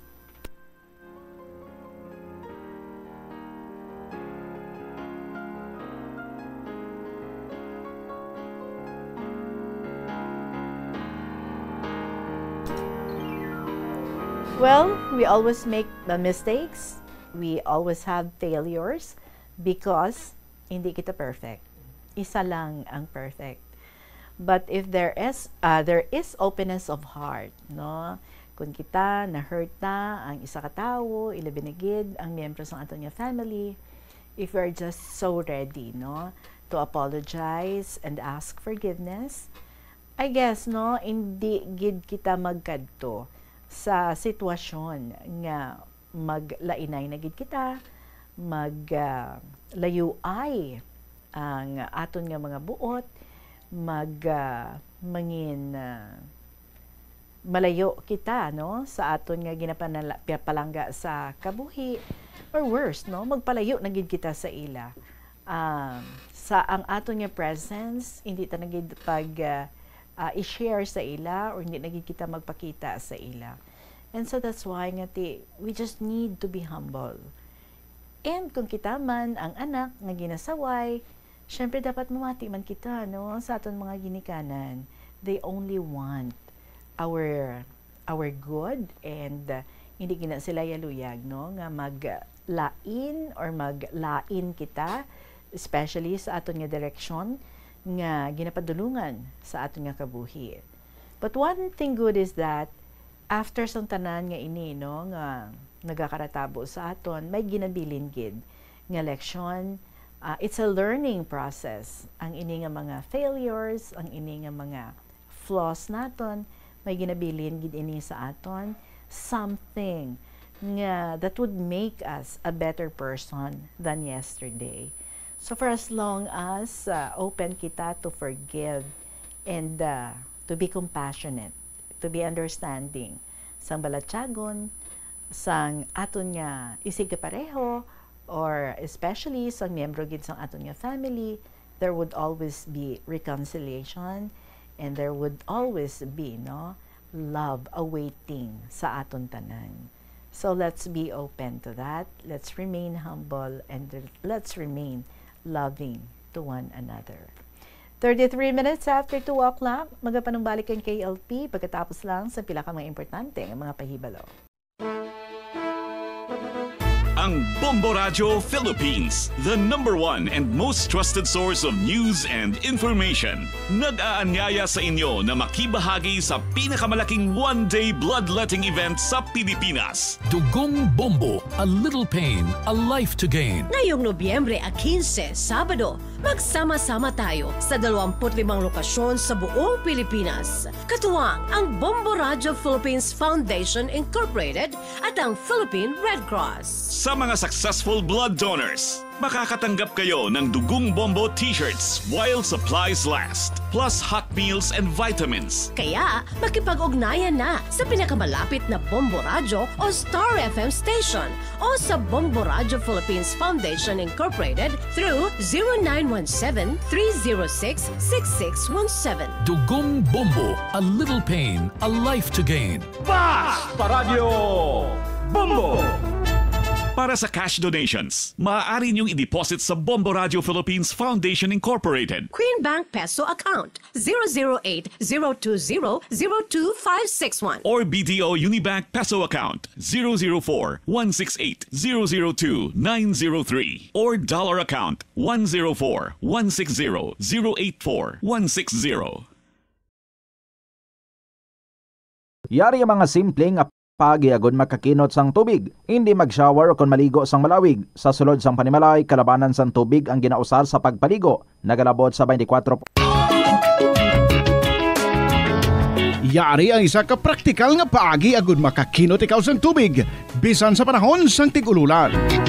Tipuno ng ulan, gamita ang balde, drum o kon rain barrel agud makatipon sang tubig nga nagailig gikan sa atop sa tion sang tig-ululan para maggamit mo sa pagpanghugas o kung pag-flush ang kasilyas.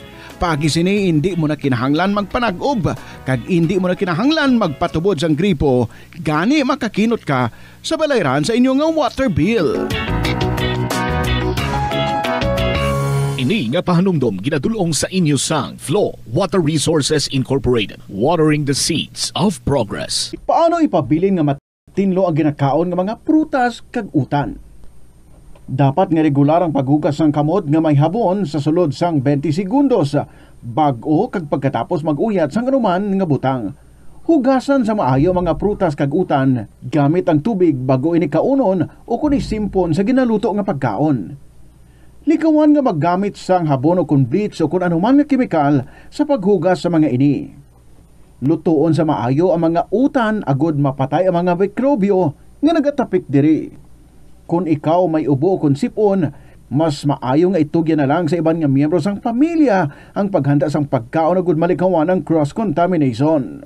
Ini nga pahanumdom ang ginadulong sa imo sang the #1 and most trusted radio network in the country, Bombo Radio Philippines. Basta Radio Bombo! Kadungan sang pagtigulang, nagataas man ang risgo sang vitamin deficiencies nga nagatugas sang physical kag emotional changes. Santo sa isa ka scientific study, ang B vitamins ang importante agud nga mag-function ang body cells nga nagabulig sa metabolism, paghimo sang bago nga blood cells, kag nagabulig sa pag-maintain sang healthy skin cells, brain cells, kag body tissues. Magluwas sa supplements, lakip sa mga pagkaon nga bastante sa vitamins amo ang karne, whole grains, prutas, gatas, cheese kag mga ulutanon. Nagabulig sa paglikaw sa nanuhay tuay nga balatian ang simple nga pagkaon sang citrus fruits, kaangay sang pomelo nga puno sang powerful immune boosting antioxidant. Ang pomelo ang puno man sang lycopene, isa ka anti-inflammatory, anti-aging antioxidant nga nagapanami isang supat. Ang duga naman sang panit kag dahon sang pomelo ang natukiban nga makapatay sang cancer cells kag nagapalikaw sa paglapta sini sandig sa test tube studies. Yari ang mga importante kag praktikal nga mga pamaagi agud makakinot sang tubig. Sa kusina, magamit sang yahong o kon labador sa paghugas sang mga ulutanon o kon prutas. Magdesignar sang baso o kon water bottle agud gamiton sa bilog nga adlaw agud indi magsigi panghugas sini kada matapos ang pag-inom. Kung aksidente nga may nahulog nga ice o kon yelo, indi ini pag-ihaboy. Sa baylo, ibutang ini sa mga masitera sang tanom. Kung may bilin man nga yelo o kung tubig sa baso nga ginimnan, tipunon anay ini sa balde agud ibunyag sa mga tanom antes hugasan. Paano ba lamang kalikaw sa aksidente sa dalan? Yari mga tips nga dapat tandaan sa tion nga nagamaneho. Una, likawan ang masaming nga pagsaylo sang linya. Ang swerving o kung pagsaylo sang lane sa isa ka delikado nga maneuver nga masabi ginatunaan sang bunggo anay. Kung himuon ini, siguraduhon nga may bastante ang oras kag espasyo. Ikaduha, i-check ang blind spots. I-check ang mirrors kung clear ang alagyan. Magbalikid o kung maglantaw sa nagaagi sa ibang nga anggulo, agud makasigurado nga maathag ang alagyan. Ang responsable nga driver ang masaming nga handa sa anuman nga aksidente. Kabahin na sang pagkaresponsable ang pagkuha sang insurance agud masigurado nga may peace of mind sa dalan. Ini nga pahanumdom ang ginadulong sa imo sang the #1 and most trusted radio network in the country, Bombo Radio Philippines. Basta Radio! Bombo! Tanan kita mayara sang mabulig agud pakibatuan ang climate change. Magamit sang bag nga pwede magamit sang liwat-liwat agud mabuhinan ang plastic bag nga ginahaboy. Bangod dinhi nagatugas ang greenhouse gases. Ikaduha. 2:39 ang aton nga oras diri kita sa sulat ni Lolo Dencio. Dear Inday Regine.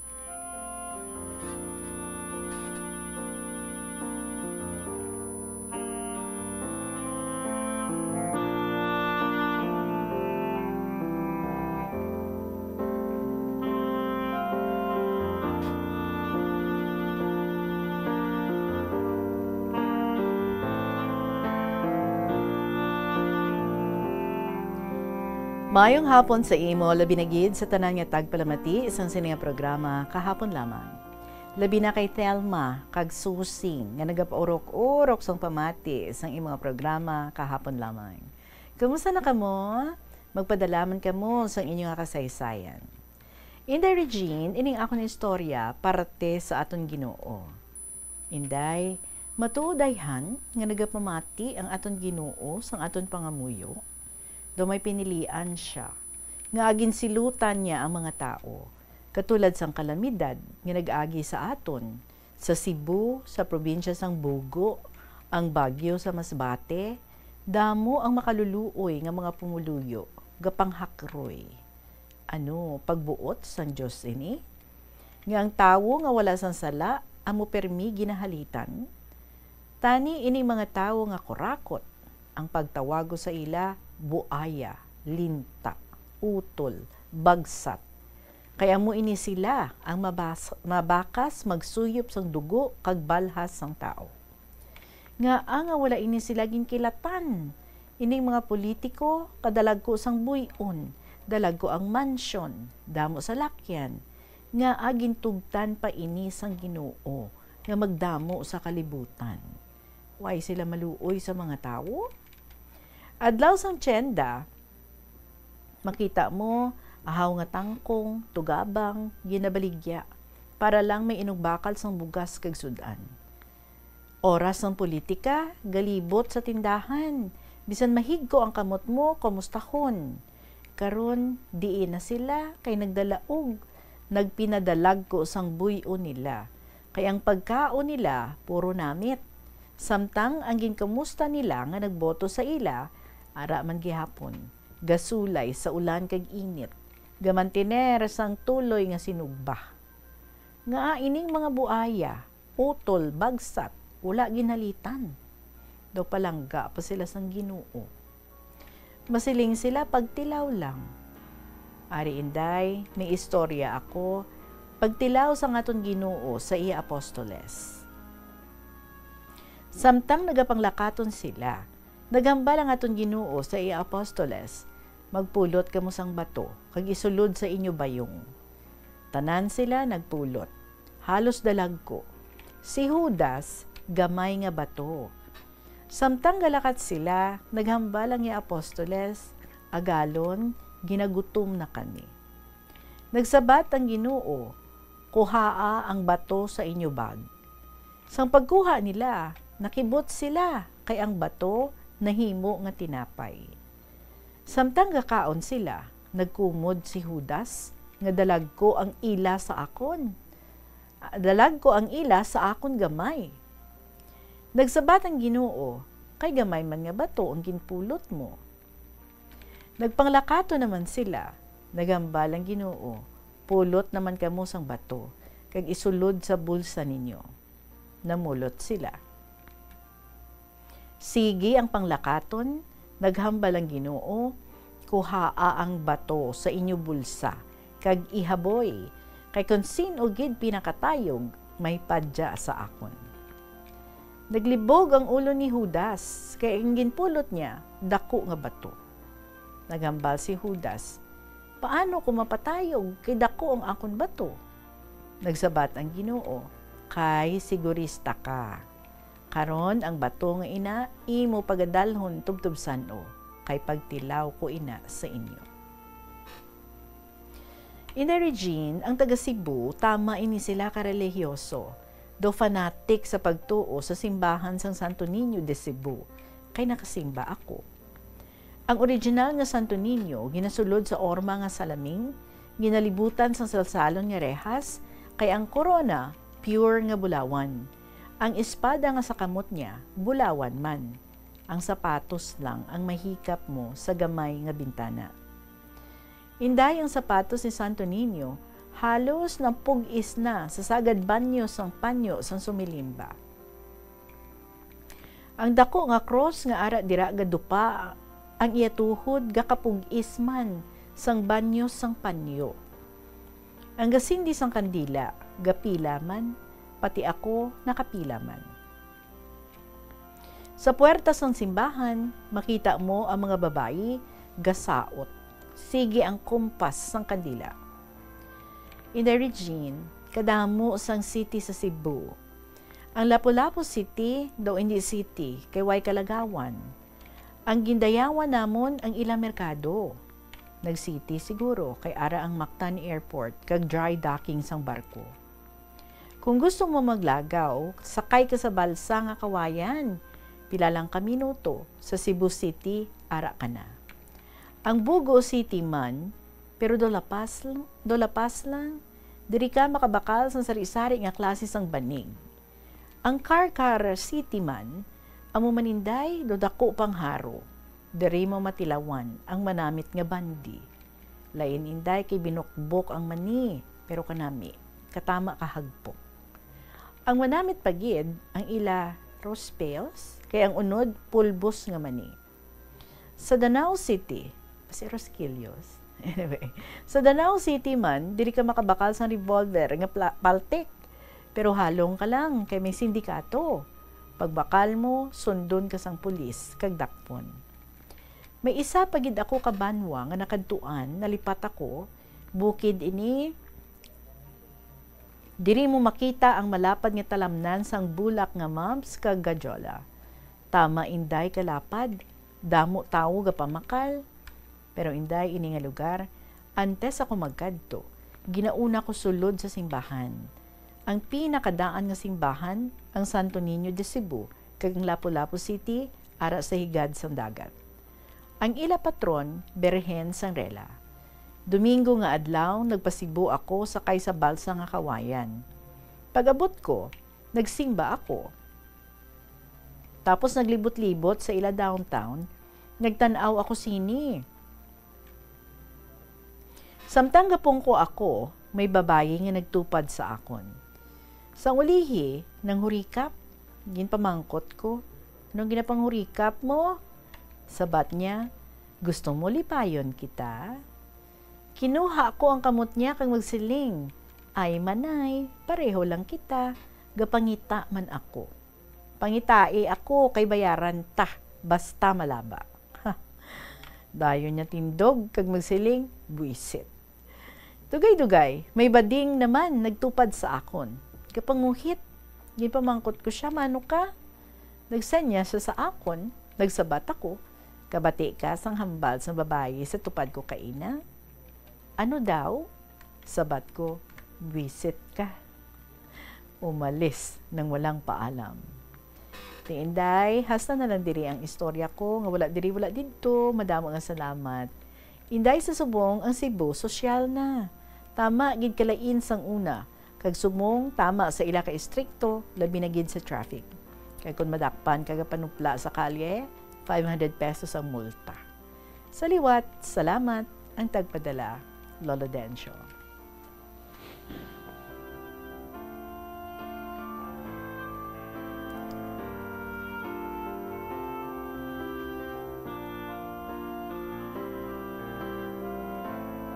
Well, may gamay lang kita nga komento, no, Lolo Dencio, especially sa first part sang inmo nga istorya diri atong kapamangkot ka kung ang Ginoo gapamati man sang aton nga pangamuyo kag nga ang daw ginapinahan kita, no. Well, lain-lain ang mga religious interpretations kung bala ang Ginoo ginapinahan niya gid man ang mga tawo pinaagi sa mga kalamidad Bisan pa gani, no, sa nga mga magkaangay nga pagtuo or the same faith, tilain-lain man ang ilang paglantaw sini.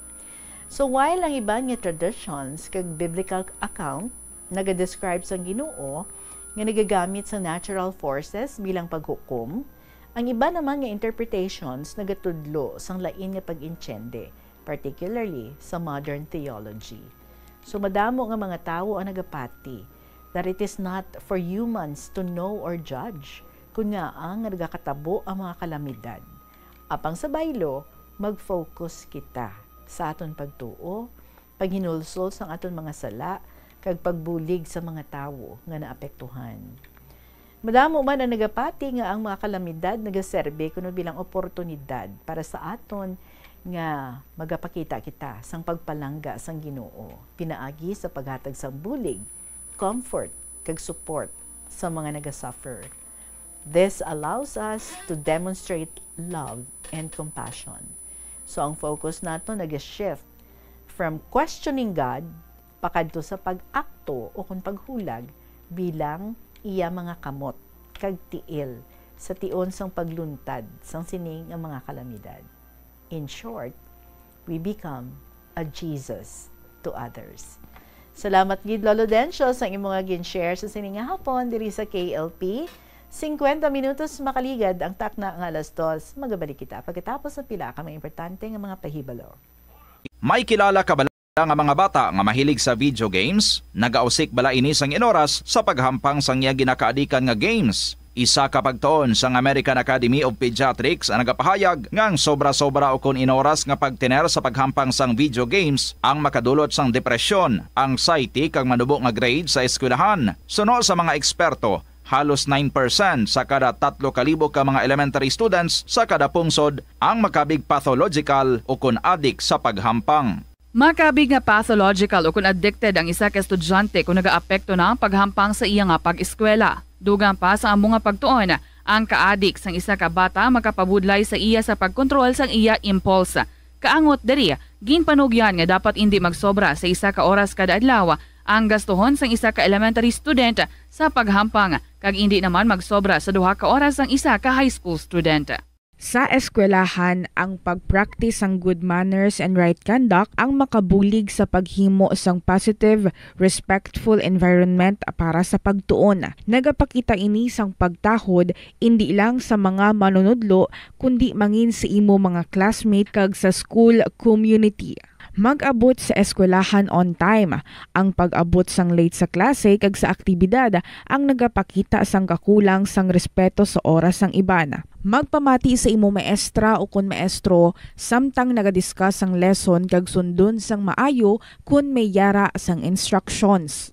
Tawgon nga ma'am o kun sir ang imo teacher o kun staff. Kun may pamangkot, ibayaw ang kamot, agud mahatagan ikaw sang kahigayunan nga makasabat. Maggamit sang please, thank you kag excuse me kung nagaistorya sa imo classmate o kung sino man ang imo ginaatubang. Likawan ang pagpanunlog, pagbuli o kung pagpanginsulto. Mangin maayo kag may respeto sa isig kapareho. Mangin matinlo sa classroom kag school grounds. Ibutang sa basurahan ang basura kag indi pag-ihaboy sa bisan diin lang ilabi na sa sulod sang classroom. Respetohon ang propiedad sang eskwelahan. Halungan ang mga libro kag supplies kag likawan ang mangguba sang pagabutang nga wala mo ginapanag-iyahan.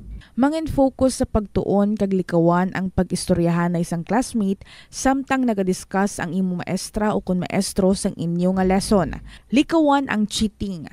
Masami nga kompletohon ang assignments kag test nga wala nagapangopya sa hinimuan sang iban. Agud makalikaw sa food poisoning o kun paglain sang tiyan, sundo ng ining nga mga pahanumdom sa pagpreparar sa mga pagkaon kag ilimnon. Manghugas ang kamot kag ipabili ng katinlo antes kag pagkatapos ang paghimos. Kung nagamasakit, likawan ang pagpreparar sang pagkaon para sa iban.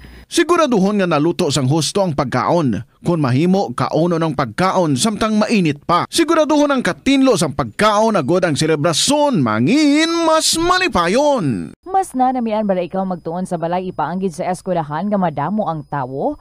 Isa ka panugyan para epektibo ang pagtuon sa balay, amo ang pagpangita sa designated area agud nga matiniran kung ikaw nagasulat, nagabasa o kung nag-review. Pwede man nga lamesa sa kusina o kung sa desk sa sang inyo nga balay, pero hindi gid maghigda sa imo nga katre samtang nagatuon. Ini bagod nagakatemptar gid ikaw nga magpiyong-piyong tubtub nga dalayon na ikaw nga matulugan. Siguraduha man nga malimpyo kag organisado ang lugar nga imo ginatun-an. Ini nga pahanumdom ang ginadulong sa imo sang the #1 and most trusted radio network in the country, Bombo Radio Philippines. Basta Radio!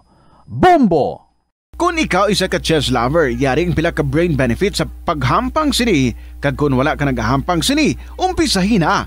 Sunod sa pagtuon ng paghampang sang chess makabulig likaw sa Alzheimer's disease. Bangod ang utok nagatrabaho kaangay sang muscle, nagakinahanglan ini sang exercise agud mangin healthy kag malikawan ang injury. Magluwas diri ang paghampang sang chess ang nagapa-improve man sang concentration, memory, creativity, kag problem-solving skills kag napamatud-an man nga nagapaalam. Naga-subscribe bala ikaw sa mga serbisyo nga wala mo man ginagamit. Halimbawa, ang balayran mo na bala para nga makalantaw ikaw sang movies, pero sa tuod lang, wala naman ikaw tiyempo nga maglantaw sini. Hapos lang lipatan ang bulanan nga mga subscription sa streaming services kag mobile apps, kag wala ka lang nakadipara ma-charge na ini sa imo nga bank account bisan nga wala mo man regular nga ginagamit. I-review gid ang imo nga ginagastuhan sa mga charges kaangay sini, kag ikonsidera. Alas 2:55 ang aton nga oras, we have another story from Ning sa Lambunaw. My ever dearest, Tita Regine. Have a good day to all staff and members of this station, especially sa imo tita. Sa mga kabataan ko, sa mga umagad, mga apo, sorry gid, hindi ko kamo maisa-isa kay kaduro doon. Basta kilala nyo doon kung sino si Ningne of Lambunaw. Also sa akon bayaw, si Guapo, sa iya asawa, kabataan kag mga apo, have a blessed day. Sa mga balay ko, hope ga pamatigid ka mo. Nagduro pagid ang mga avid listeners mo dya, tita. Ginhawa ko katago sang palayaw ko, galiti mo, duro naglantaw sa Facebook. Kaga pamati kato nga time, mananandang istorya nga ako gid. Di ang ba kay Iman, fond of writing letters man gali ako like this. Abi ko akigan ko ka mga bata ko. Sa pihak, nagpasalamat pa gani sanda para hindi ako dali magulian nun. Alzheimer's. Kung isipon ko, daw ay ako inugsulat nga kasaysayan, pero kung makaumpisa na, nagaabot lang sa isip ko ang inugsulat ko. Hope nga waay kagaugtas ang penmanship ko. Tigo lang na ko mo. Pero kaya gani ni Lola Amparing ako pa. Ay, before I forget, hello sa tanan ko mga classmates on air sa imo program. So pray lang ta for our good. Budlagin man kung waay ka na mga ginikanan, waay ka pautwasan, gasakit buot mo, jagani nag-fond of writing letters to you, para mabatian ko nga ginabasa mo sulat ko, at least kakadlaw buot ko, alang-alang manharakak ako kay base hambalon ko kay iba nga, naglain ulo ko. Naturally, insakto pa isip ko. Kung kisa gasulod sa isip ko ang lain buot, so I just close my eyes for a while and say a short prayer so that He will comfort me and thank you for all. So bisan gapong ko lang ako sa wheelchair pero gina-comfort man ako kakabataan. Permisan dadya paagto dala pagkaon, sudan, every Monday ga-purchase ka mga bulong namo ni tatay na. Hinablos ko nga imaw ko dya, amo manday paghulog nakasulat ko. Supot-supot man luyalawas. Maluyalawas ko kung hindi ako kasulat sa isa ka adlaw. So kung may bisita ako, pihogid, hindi ako kasulat. Sa tulad nga sulat ko, why istorya? Sunod lang sige, sa sunod naman, mapanaw doon hinablos ko. So best regards to everybody, basta tanan-tanan. God be with us all. Until then, best regards to all, Ningne of Lambunaw.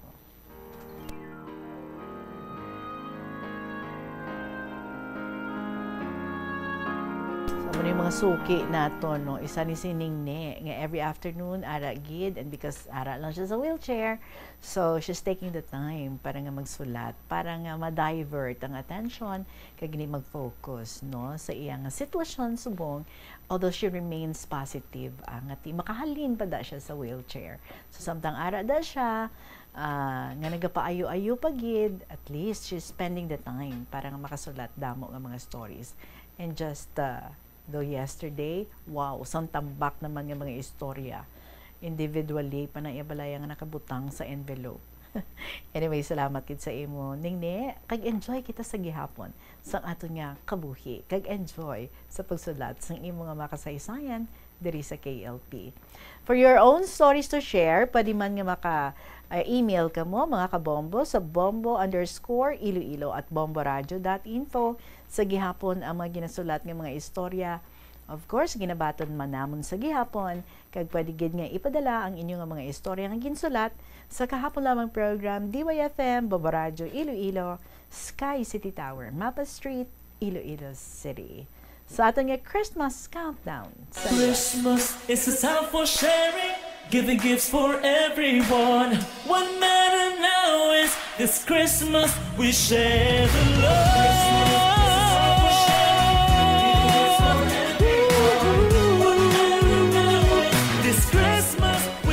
Mga kabombo, 57 days to go, kag Christmas na.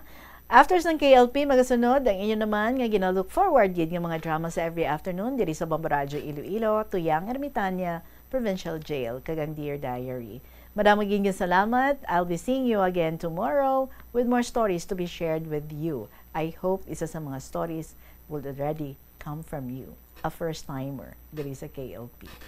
Maraming salamat sa gihapon ninyo ang alagad, si Tita Regine, para sa kahapon lamang program. Good afternoon and God bless.